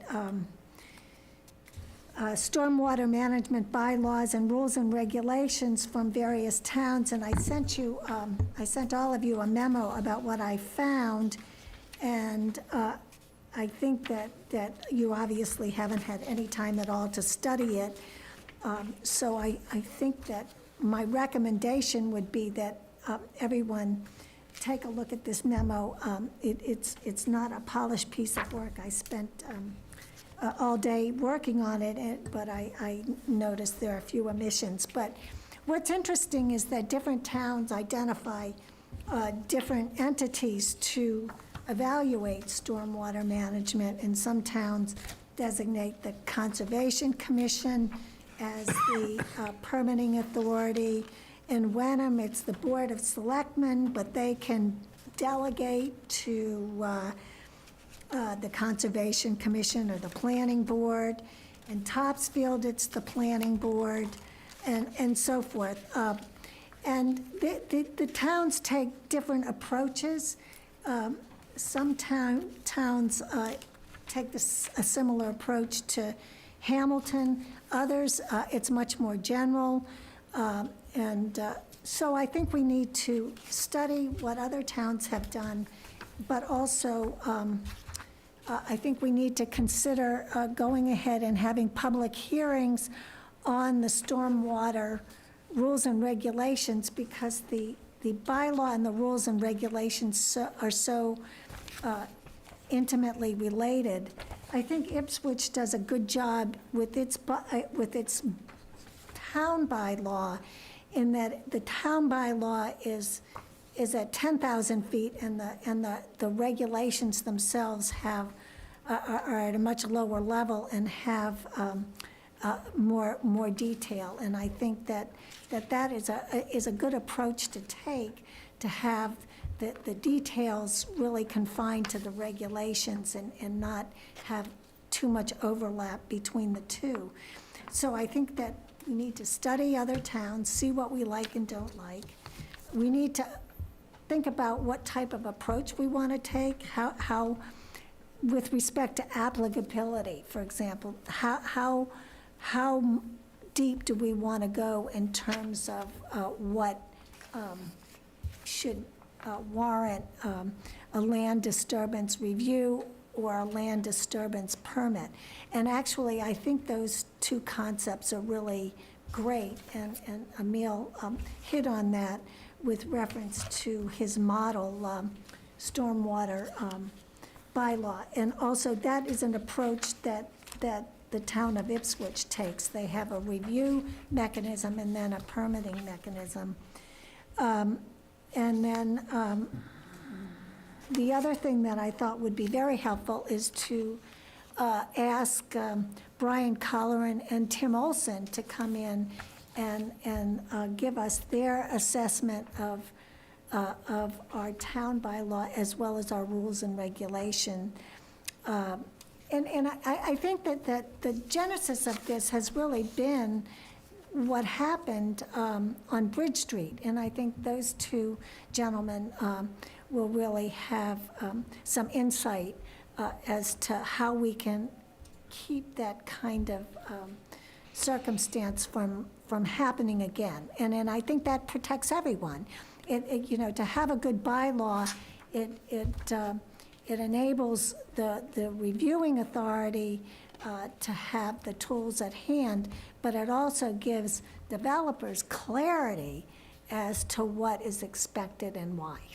So, Marty, what happened on Bridge Street? What are you referring to? well, The lots that have been the cleared. lots have been clear cut, and Well, that's not, there's 1, 2, 3, 4 lots. not that all of them clear- have been, clear- some. Clear cut out of 9, so there's 5 lots left, which have not had any cutting at all. I There's can't 1, 2, understand what you're saying. there's 9 lots, 4 of them have been clear cut, and there's foundations on 3. To drives. clarify that a little bit, Isn't that? on the properties or the lots, rather, that have been cleared for development, they have been cleared at less than what our 1 acre, existing right, right. regulatory requirement is for allowing 1 acre and less being not applicable to our bylaw. And that's the issue that we're trying to address, is the fact that, you know, that land area may be smaller than an acre, but it may have some significant issues that gets created due to erosion and, you know, potentially the developer, builder isn't keeping up with the housekeeping the way that you want them to. So we need to kind of counteract where we're now at with that stormwater management bylaw. Right, and there's that common plan of development or sale that is not defined in our bylaw. It's defined elsewhere, but it's not specifically defined in our bylaw. And the other hole in our bylaw is that there are enforcement mechanisms if a developer were to clear more than an acre, but if there is a common plan of development or sale, even if one were to establish that existed, there's no enforcement mechanism if there's some dereliction with respect to that common plan or development or sale. There's no enforcement mechanism to address that if there's a land disturbance of more than an acre. One way around this, I think, is to just avoid any discussion of lot. So, in your draft, for example, in 1, 2, and 3, take number 2. Any land disturbance if the lot has more than 10,000 square feet? No, what you really want to say is any land disturbance that's more than 10,000 square feet has to, you know, has to have a permit if the slopes are greater than 15%, or any disturbance that's more than 20,000 square feet has to have a permit if the slope is equal or greater than 10%, and so on. It's the disturbance that's creating the problem. It's not how much disturbance there is. I mean, if I'm going to disturb an acre, right, clear cut an acre, who cares whether it's on 10 or 2 or 20 acres? The issue is the clear cutting going to create an environmental problem? And that's what we should be concerned with. It's not the share of the lot. It's the amount of clearing that's going on, in particular, the amount of clearing relative to the slope of the land. Which is the key point here, is Yeah. the slope, because we It's don't want it's a slope, but there's also, I mean, even if you had a huge estate, you know, if you wanted to clear cut an acre, maybe it's a 50-acre estate, so it's a tiny little bit of estate, but it's an acre, and if it's on steep land, thereby potentially creating, you know, a stormwater problem, then you still need to come in. It wouldn't matter whether that acre was on a 2-acre lot or a 50-acre lot. If it's on steep slopes and creating a potential stormwater problem, then you want to have them require a permit. So what you're saying is that it's not the overall size of the property, but the part of the property that's actually going to be... It's the amount of clear cutting that is occurring, you know, and, you know, the more steeper the slope is, the more likely the damage is, and so you want to review even smaller cuts when the slope is really steep. Yeah. End of story. So, The model law actually doesn't include the word lot in The it. what? The model bylaw For who? item number 2. A land disturbance permit is required for disturbance of 1/2 acre, 21,780 square feet, or more of land, or the You know, it's disturbance of any amount of number land. 2, and number 2 has the word lot all confused. Right, and see, and that's a very good point, and I, as I said, I kind of pulled that from the regulation. So it's, Yeah, to make it consistent. yeah, so there's a lot to consider here, so, no pun intended. Oh, no pun intended, thank you for that.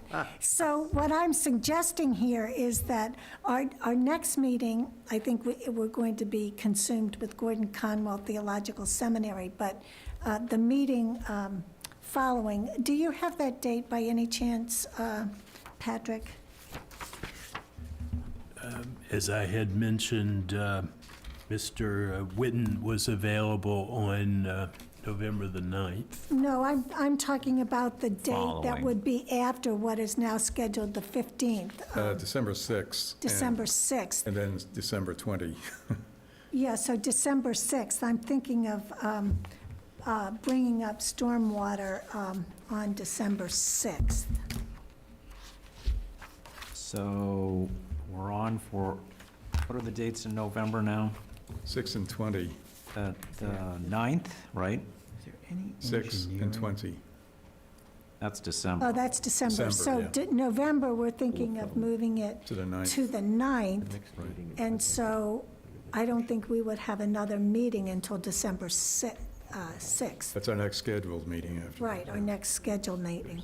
So that meeting would be, the focus of that meeting would be stormwater, but everybody has to do a lot of homework. And I think that at that meeting, Patrick, if we could invite Tim Olson and Brian Colleran, I know they're probably, busy people, but they have probably the most experience seeing the consequences of erosion and that type of thing. So they would be really helpful, and it would give them an opportunity to have some input on what they think could be improved with our stormwater bylaw and also the regulations. Marnie, a lot of work went into this memo. What would you like us to do with this? Go through it and see which town's bylaws have provisions in it that you think are really good, Okay. that could inform what we might want to do with our Marnie, bylaw. what I would propose, I'll send you just a minor set of changes to your thing to take out lot and make it, apply to just the amount of clearing, and also to make 1 and 2, the permit and the review, consistent. They should all have the same break point, What I that would, half acre. what I would promote is to think about your enforcement question, as that's one theme to tackle. Another theme to tackle is the square footage trigger. And a third theme is steep slopes. And they each are sort of separate subjects, but they're intertwined. So I think it's worth understanding each of those separate subjects independently and then weaving them back together. And I think a trick here is you've got to make sure that each of the definitions and each of the triggers work together and don't accidentally work against each other or create loopholes. But there's some due diligence required in each of those areas. So like the slope piece, just defining a slope doesn't quite get it. There has to be another dimension to it, which is either vertical run or horizontal run, and then whether it's contiguous or not contiguous. There's more definitions that are required to make sure that trigger is clear. So I would say the tasks would be to look carefully at those 3 subjects sort of independently and then weave them back together. So making sure that each of them are defined clearly and then weave them back together. And so another puzzle is, yes, steep slopes affects where the trigger point should be in stormwater, but it also ties into other bylaws, and should it only live in stormwater? Should it also live in other bylaws? Should it be an overlay bylaw? Where Right, on right. any project, in any situation, if you meet this criteria, is this slope controlled somehow? And the last piece I would just like to add in to think about, these are all just things to think about as you're reviewing other towns' bylaws, is that specifically you included North Reading, and North Reading has an interesting case in that they do a pretty good job of defining, what's a concern around steep slope, and they have a horizontal run, but they also have a provision at the end to say that if you can't comply with this steep slope bylaw, you come in for a permit. And that is, I think, really valuable because, for example, you could say certain steep slopes are just off limits. You can't do anything with them. That's one approach. But that closes the door on really creative development. For example, if you had almost a cliff, you could have a one-to-one slope, 45-degree angle, and you can develop that responsibly. But the ways that you might develop that responsibly are you might dig a hole in the hillside, bury your building underground, and do an extensive green roof. And your building would be net zero, in terms of its you could slow the water down, absorb it, use native plant material, and you could enhance the ecology rather than damaging the ecology. But that's a very specific design. But if you just outlaw development in a steep slope, it closes the door on those creative developments. And those are really incredible approaches to design on steep slopes.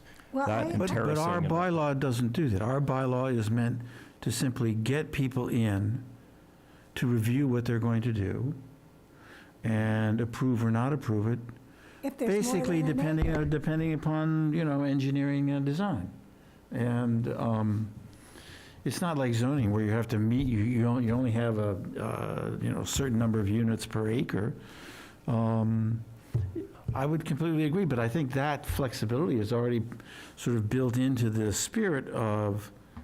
You just need to be careful you don't accidentally. Of the permit. Agreed. You just wanna make sure you The permit is don't- not preventing development. The permit is saying, you want to look at what you're doing and make sure it's has the most environmental and engineering standards Right. that You we can do. just have to craft it in a way that it doesn't accidentally shut the door on good design. Right. That's all.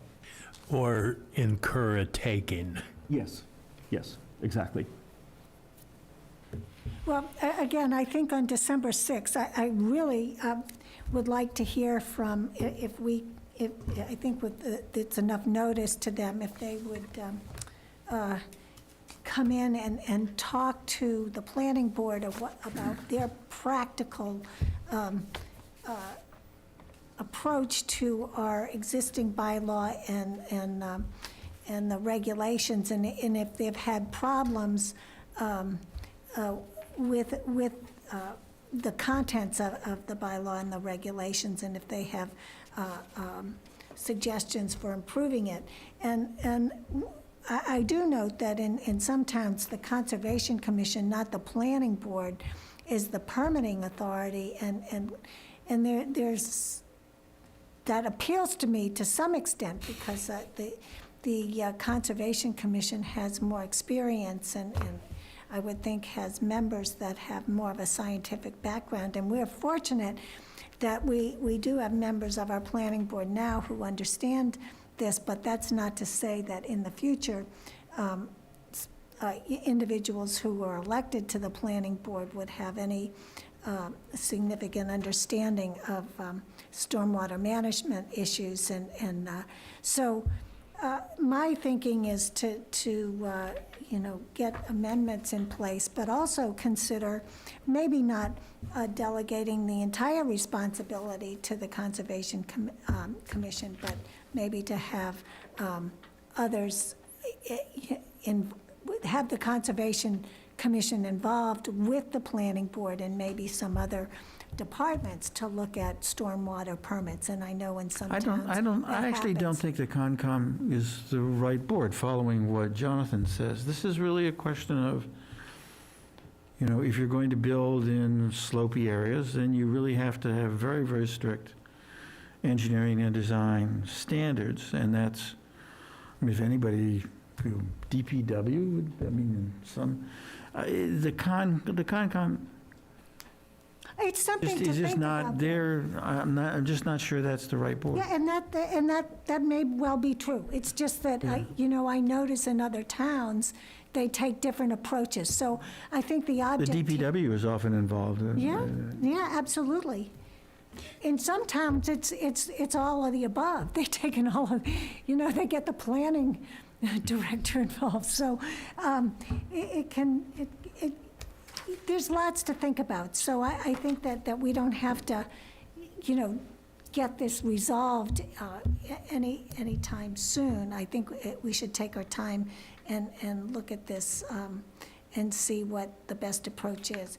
But I don't know if you all agree that if we have the bylaw on the table, maybe we should put the regulations on the table and go ahead and notice it out as a public hearing, even if we're not actually thinking about any particular revisions to the regulations at the moment. If we want to do it, we haven't tied our hands behind our back by not taking the appropriate notice. So for example, if we amend the bylaw and have changed some definitions or whatnot, we would want to make sure that the definitions sync up between the bylaw and the rules and regulations. So there's a lot of overlap there, so we don't want to, really, as I said, tie our hands behind our back. So let's study this a little more.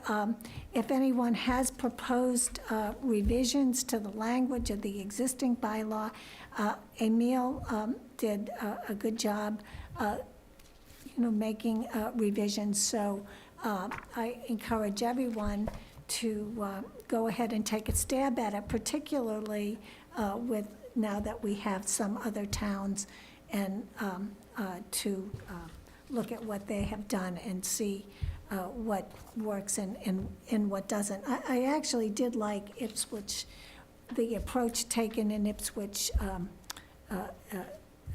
They use the review procedure and the permitting procedure in the regulations, and I think that's helpful to kind of cull what needs a lot of well, maybe not a lot, but, a lot of attention versus much less attention. So with that said, I would like to go on.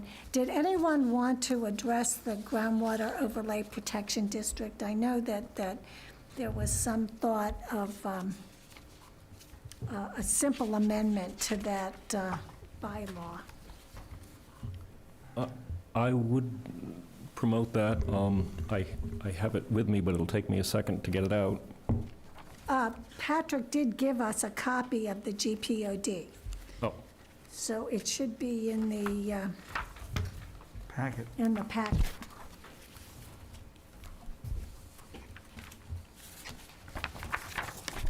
Originally, there was a lot of controversy around, I guess it's section 9.1.4. And remember, we had the I think there was, what was the discussion around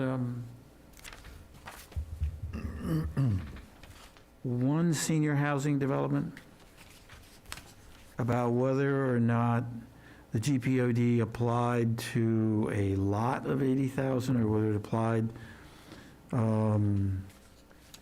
whether the inference was that if you were in the GPOD, you had to have a density of 80,000 square feet per housing unit. it was per dwelling unit. Per dwelling Exact unit. words were dwelling unit. Yeah, but that's not the way the town That's not the council- way it's written. I understand, and town council. I understand that. And so it's not a matter of interpreting this wording, it's a matter of Rewriting it. rewriting it so that it doesn't say building lot, it says dwelling unit. Dwelling, yeah. Dwelling unit. Well, I think before we jump to that conclusion, we ought to discuss what the impact of that change is. Because if you had read it that way, then Canterbrook would never have been developed. So this actually requires a lot more thought than just a minor change of wording. I understand that. So this is the beginnings of that discussion. So what's interesting in the way the wording is right now is you could have a situation where well, let me back up. If you assume that the part of the intent of the GPOD is to manage density in relationship to amount of septage, then this wording Doesn't do that. doesn't do that, because you could take an 80,000 lot and you could put 100,000 units on it vertically, and that would be legal according to this. You know, it would be too tall, but it would be legal.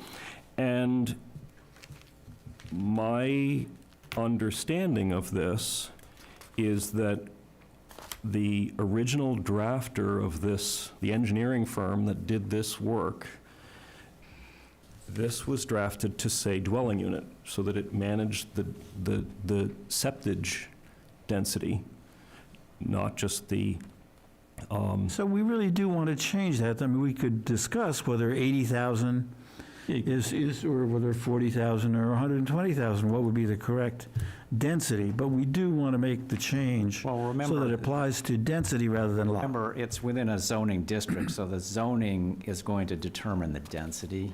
The Right, lot- but this is an overlay that's meant to go above and beyond that in certain circumstances. No, actually, it's an underlying protection of the groundwater district, and its original intent by Peter Clark and the owner of Peter, who owns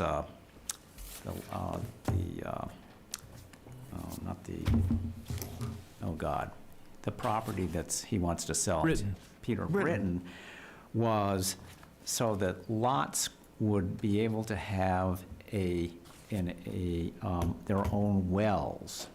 Because at the time, they were thinking, oh, we're going to take the pressure off the town water system and the aquifer, because they didn't understand that the aquifer was all one aquifer, that they created this so that, and there was a minimum of 2 acres, and they could put a well on it. That was the original intent of this. So, Well, Another Can I missing element here, too, is the fact that this language and text does not contemplate scientific advancements that have taken place. agreed. In that there are biopure systems and other kinds of septic systems that are now commonly used that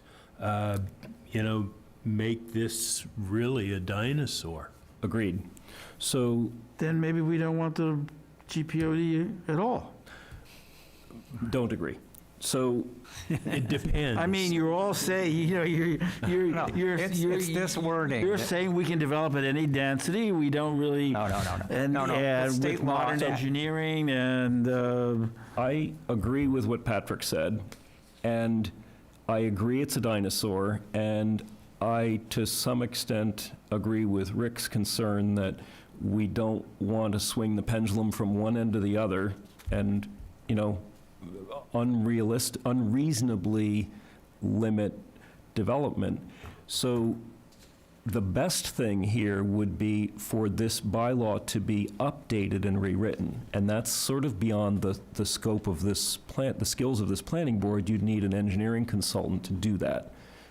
You'd need to bring everything up to speed to current septic design and engineering, because this is a dinosaur. But in the meantime, the way this is worded, it basically negates the value of this bylaw. So the question is, do you fix that one thing, and then you've got basically a dinosaur that is overly stringent? Tell me, your reasoning how it negates the intent. Because you could take any number of dwelling units and put them on less than 80,000 square feet, and it negates the concern. But the zoning in that district determines the density. This doesn't override zoning and saying, well, the hell with if this is in the R. I realize R1A. I'm exaggerating, but basically it undermines the density threshold that the GPOD is supposed to have. So, Okay, again, I'm trying to understand, because the way this was, I read it, and the way it was interpreted twice by town council was that you have to I'm have. not talking about these words. I'm talking about if it said dwelling unit. That's what I'm talking about. So Can I just, may I read into the record a letter from Dave Thompson? Sure.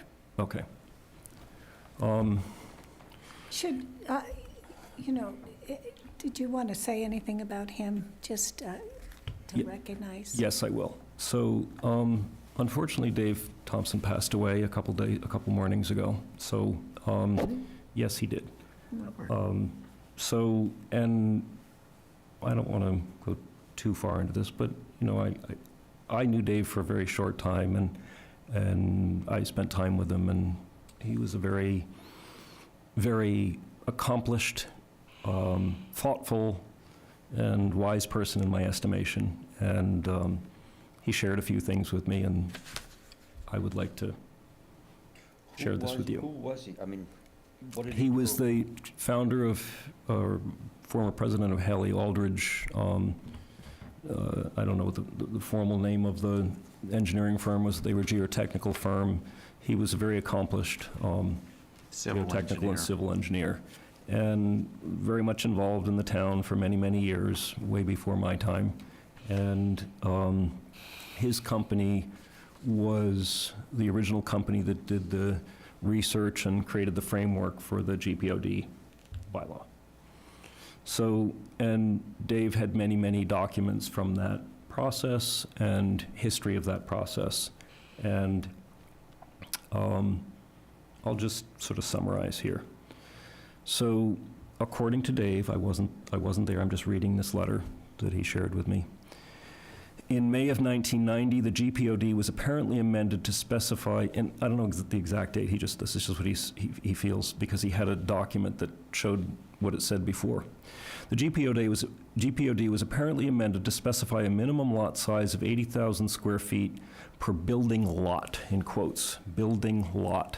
The current zoning bylaw, May 2012, includes these words, however, within Section 5 development regulations. It states for each dwelling unit, not building lot, there shall be a lot area in the GPOD of the size set forth in Section 5D, parentheses, 80,000 square feet. So somewhere along the line, those words were changed, not the interpretation, the words. The words were changed.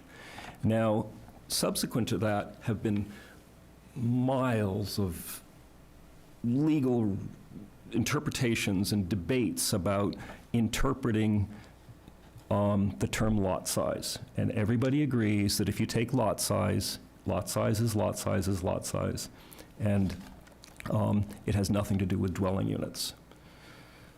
But that wasn't the original drafting of the regulation. So again, you could reinstate the original words, which was dwelling unit, but then you have a bylaw which is essentially outdated. It's too stringent for the engineering that currently exists. So I'm not necessarily promoting that we just reinstate those words, but it would be worth just acknowledging that this bylaw has basically, it's not following its original intent, and it's outdated. So I don't know what to do with that. I would say, from my point of view, I would put it on a high priority to revise the entire bylaw. And if the town doesn't want to stand behind that, then just get rid of it, because it's useless as it stands. That's my honest opinion. Yeah, I think it is useless. It's useless as it stands. As it stands, it's useless.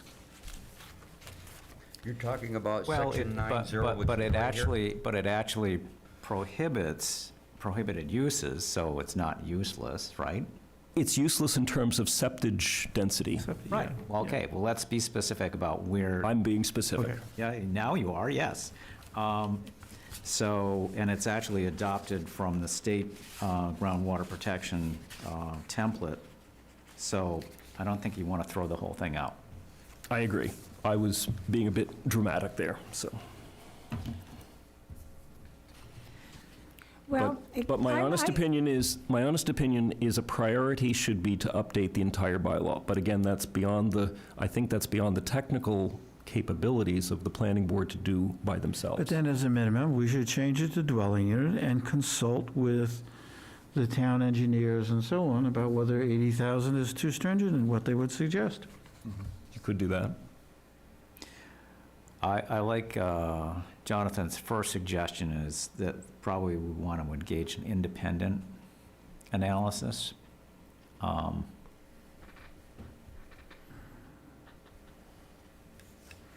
I would have a question as to whether or not the Commonwealth has updated their, if this was based on a model bylaw, whether the Commonwealth has updated.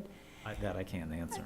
I think it's 9:20, and I think, I don't mean to cut anyone off, but I think we should continue this discussion and not make any decision tonight with respect to that. If we wanted to update the groundwater protection overlay district and engage professionals to help us do that, Patrick, what will we have to do to accomplish that? Would we need some kind of would we have to get monies allocated at town meeting to do that, or would there be monies available to do it?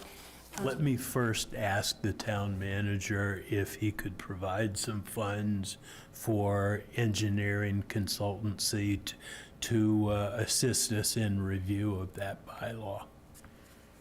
Does that sound Would reasonable? that be acceptable, and we could get an answer on December 6th rather than to make a decision at this hour? Sounds good. Sounds good, yeah. Okay, so we've got this on our radar, and that would be really helpful to have that done. So the last item, the two items of board business that I would like to address is one, whether we have a minute taker, but before we get an answer to that, I was wondering, Patrick, if you could inform us of what's transpiring with respect to the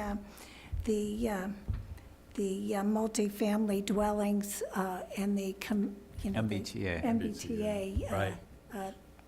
It's, issue. yeah, this state law was enacted in early August, and it's affecting all MBTA-served communities, as well as other communities that have mass transit facilities and transit, meaning buses as well. It is very far-reaching. In my estimation, it's a bigger, more onerous demand on communities than 40B ever was. Yeah, it is, but specific to your question, the town is required to prepare an interim compliance action plan. I've started assembling a group of individuals to work with me to prepare, basically filling out a form and submitting that to the state. That needs to take place by January the 31st of 2023. Yeah, I've been adding some information to that form, which I'll provide to the board once I have gotten a group put together. They'll be working on it with me. The town manager has asked me to work on this specifically so we could hit the timeframes and not interact or complicate any of our Gordon Conwell Theologic Seminary efforts either. The DHCD intends to review the plan that we submit by July 1, 2023. They will provide comments back to individual communities. The state is requiring and have set the deadline for adoption to be December 31st of 2024. I know that we had earlier thought that Hamilton wasn't affected by any grants or any funding. And it is accurate that heretofore, we've never gotten Mass Works grants. However, I know that Rick and the HDC may be wanting to pursue one of those for downtown-related improvements. The other grant program is the Housing Choice Initiatives grant. We have never had that. I don't anticipate it. However, there is another fund that would be eliminated if we don't have compliance, and it's called the Local Capital Project Funds. That is funding that the state provides to local housing authorities. And eliminating that set of funds for the Hamilton Housing Authority would hit them with a loss of about $28,000 on their annual budget, which, it doesn't sound like a lot, but to a tiny operation like theirs, that's a lot of money. The town manager and I meet with Kate McGuire of the Housing Authority later this week to talk through some of her concerns, some of our progress that I'm mentioning to you tonight, and where do we go from here with it. I have no doubt that the rigors that the state is seeking to impose on this community is way more than what we would find palatable, given the level of density that their program expects. What I hope to be able to do is to have a interim plan submitted to the state, again, by that January 31st date that's moderated from what they are seeking. There are things that we've done right. Our business zone here in Hamilton is residential at an appreciable density. It's basically based on septic approval.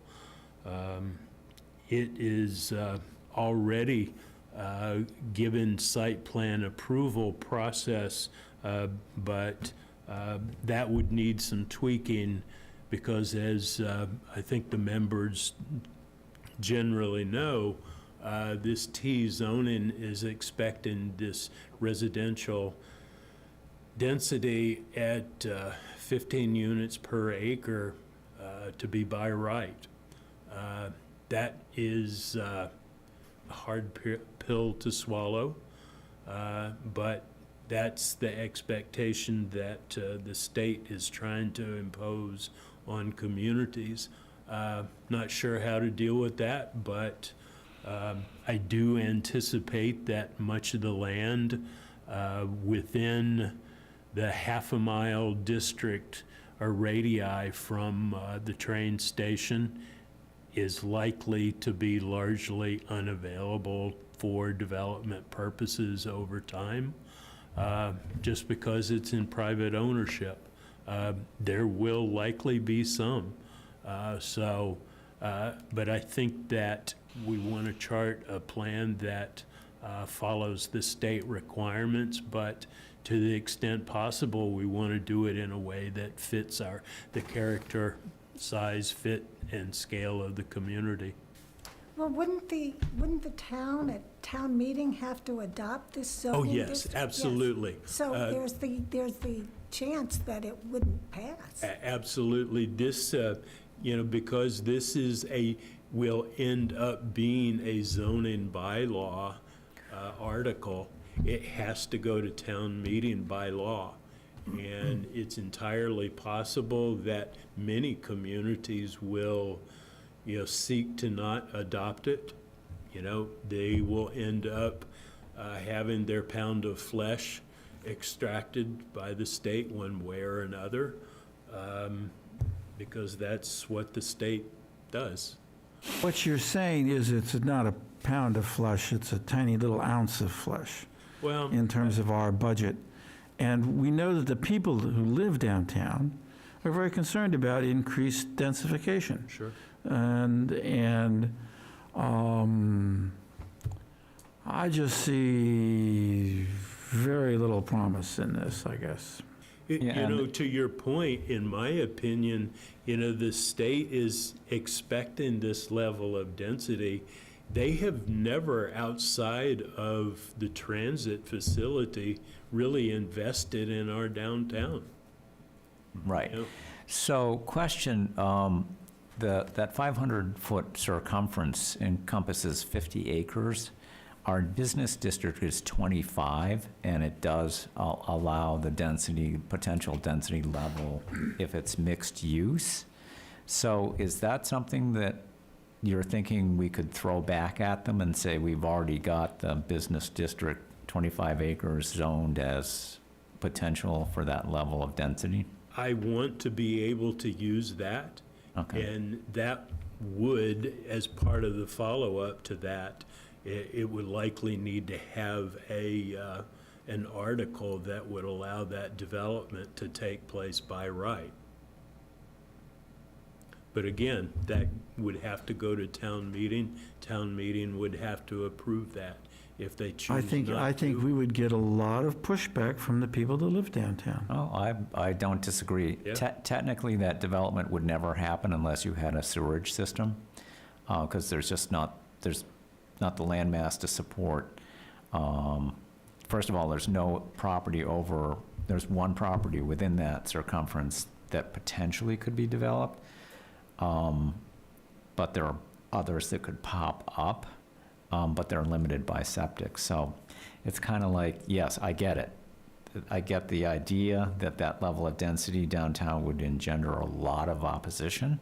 So it's sort of like, can we figure a way to thread the needle without changing significantly? I don't have an answer to that question. And the only reason I have any interest in it at all is because the HDC may want to access substantial amounts of mass work money for infrastructure improvements in the downtown. And, we're talking potentially millions of dollars. So it's a catch-22, and I don't. What are the And to- infrastructure Oh, improvements? sewage rebuilding, system. Yeah. Railroad Avenue, making Bay Road pedestrian-friendly, because we have two commercial districts on either side of Bay Road, and they're not connected, and it's quite dangerous as it is now. There's no bike lanes. The sidewalks are in terrible repair. Our downtown's pretty shabby, and it's not attractive at all. I wouldn't be a bit surprised if a developer who is at the level of developers need to be to make a substantial purchase like at the college, to be the kind of entity that would want to go for a MassWorks grant as well. I've seen that many, many times on large, significant projects where the developer tries to get the state to invest with the MassWorks grant. And it happens because the state likes to precipitate private investment and development. So it has many avenues. We don't have to deal with that yet. Not yet, but it So- certainly Yeah. has potential Yeah, it's- ramifications it's- if we're looking at There's a the ten- Winthrop School as a Well, that- potential commercial. Yeah. But, if you had that kind of I development. get it, I it know. could really- So that actually brings up the other point that I think you might want to mention about my conversation with you about the Winthrop site, and the town manager and the chair of the board open to the potential of doing form-based code at the Winthrop site. Yeah. So you said you were going to maybe put together some kind of working group, or thinking about that, or Let's leave that for another day. I Okay. mean, we're heading toward, okay. But yes, I think that would be a wonderful thing to do, but, you know, you don't want to spin your wheels if. No, I get it, I get it. Now, It's there's- the devil if you do and the devil if you don't, right? So it's like, we have to go, okay, so what's more important? Yeah, I think we need some informal brainstorming on that, you know, Oh, I agree. because we don't want to be working at cross purposes. Oh, I agree. I mean, and you open up that Winthrop School to, If you ask me now, I'd say, no, don't do it, you know, the MBTA. MBTA, yeah. I don't think it'd get by town meeting. I mean, I think I'm with you. I think it would go nowhere. So I'm not sure how hard I'd work, Maybe Patrick. we can get some grants before the deadline. Well, yes, before the deadline. That's what I would do. I would get your Yeah, money so- now, So, you know, it's, before it got shut off. right. Yeah, that would be my strategy. Because I really have a feeling that it would so alter the character of the town that there would be so significant Yeah, and I think the opposition to Winthrop it. site development is more important, long-term. Yeah, I do too. I mean, we have to, Hamilton has to stay Hamilton. And if you had that type of by right development, I mean, what would happen to the No, 35-foot I- height limitation? I mean, it would. I get it, and that's, be- but I did want to bring that up, just so the board is aware, is I went to the town manager and the chair of the select board, and they agreed in principle to consider funding the quite large dollar amount for doing a form-based code. And yes, and I agree, and That's if you right. got money to do infrastructure So- improvements, it could mesh beautifully. Yeah, well, we We'll don't. have to But, But the form-based code, they have conceptually agreed that that's worth considering. Yes. So I don't want that to get lost, because No. if we don't pursue it, it ain't gonna happen. And I know, Emil, this is your dream. yes, I'm fully supportive of it. I think that you're right, our town looks a little shabby, and the form-based code is the way to, Well, it would help on that site, but the rest of the, you know, shopping district needs help. well, no, all of it needs, the whole thing. Yeah, it's going to expand beyond the Yeah, Winthrop site. it's The going to idea is be, it's one step at a time. right. Okay, When does the school decision happen? Excuse me. no, it's not, Well, that's a good question. And if you were at town meeting, I asked that question. The Mass School Building Authority funding is only to consider Cutler and the Winthrop school sites reuse, potential reuse. And so, but the town owns the Winthrop site, and there will be a lot of contention, because Winthrop school people want Winthrop to stay, Cutler will, you know, want it to stay. But the town needs the revenue from 14 acres at Winthrop, and it's a critical, very important piece of property that could have wonderful benefits and set the tone with form-based code would be fabulous, yeah. for development that would yield significant financial benefits and economic benefits and social benefits to the town. Yeah. Is your thinking that that site would be mainly commercial? I don't have a thought on that. I guess it would probably be mixed use, residential and commercial. Because commercial rents and occupancy in the town are so low right now Right. that I'm just not sure, in competition with Ipswich to the north and North Beverly to the south, there's really a demand for, Are you kidding? For housing? no, commercial development. Oh, okay. Yeah. I thought you were going to say housing, and I'm going, okay. Commercial development. Yeah, I don't know. I absolutely don't know, but the thinking is, and Emil, correct me if I'm wrong, is you go through the form-based code describing exactly what you're going to allow there, what it's going to look like, what it's going to feel like, what it's going to smell like, and it's a by right use, so you could define what you want there. Yeah. And I think that's the attractive piece, is it's a by right once you've defined what you want there. Is that? Yeah, and you also got to create a place that doesn't exist around here, like Ipswich and. Create the demand. Create the demand. Oh, Right, right. It's so unique that it's like, Why does not create demand? Yeah. Yeah, I think we need to talk, and I think actually, because things are so uncertain at this point, there's no real impediment to us talking about it, I mean, among ourselves. I Right, mean, and it's it- not and as if we and I'll have make- anything remotely concrete to vote on. I'll make this point, and then I know you want to move on, is it's imperative that we take the initiative because nobody else will. And if we don't grab the bull by the horns, it's going to fall by the wayside. So I'm saying I've got the stars aligned, so if you guys want to pursue that, then we need to take some initiative to make it a priority for the town manager and the board of the select board. Okay, got it. Message received. Okay, thank you. Patrick, any word on the minute taker? Yeah, as a matter of fact, they have started, I have a number of sets that I've received today. I will do a first cut edit. There are a number of things where, edits where names are wrong and those kinds of things. So, they basically took the recordings and they've made minutes based on the format that the town manager and the finance director, following the state Attorney General's guidelines for minutes, had directed them to do.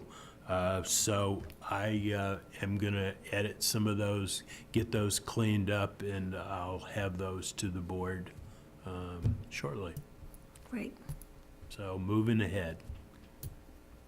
fabulous. So, does anybody have anything else to bring to the attention of the board? No? Move No. to adjourn? Absolutely. Second. Second? Jonathan? Aye. Bill? Aye. Emil? Aye. Rick? Aye. Richard? Aye. And Marnie? Aye. Just one clarification, Marnie, and I know Robin Stein's going to jump in here probably and say, don't we have to announce the next meeting is by Zoom, by date, time, and format? It's- Actually, you're not continuing any public hearings, so you don't need to do that. You only need to do that if you're continuing a duly noticed public hearing so that you don't lose the continuity of the posting. Oh, okay. I didn't quite catch what she said, but if all goes well, we will be meeting 9th.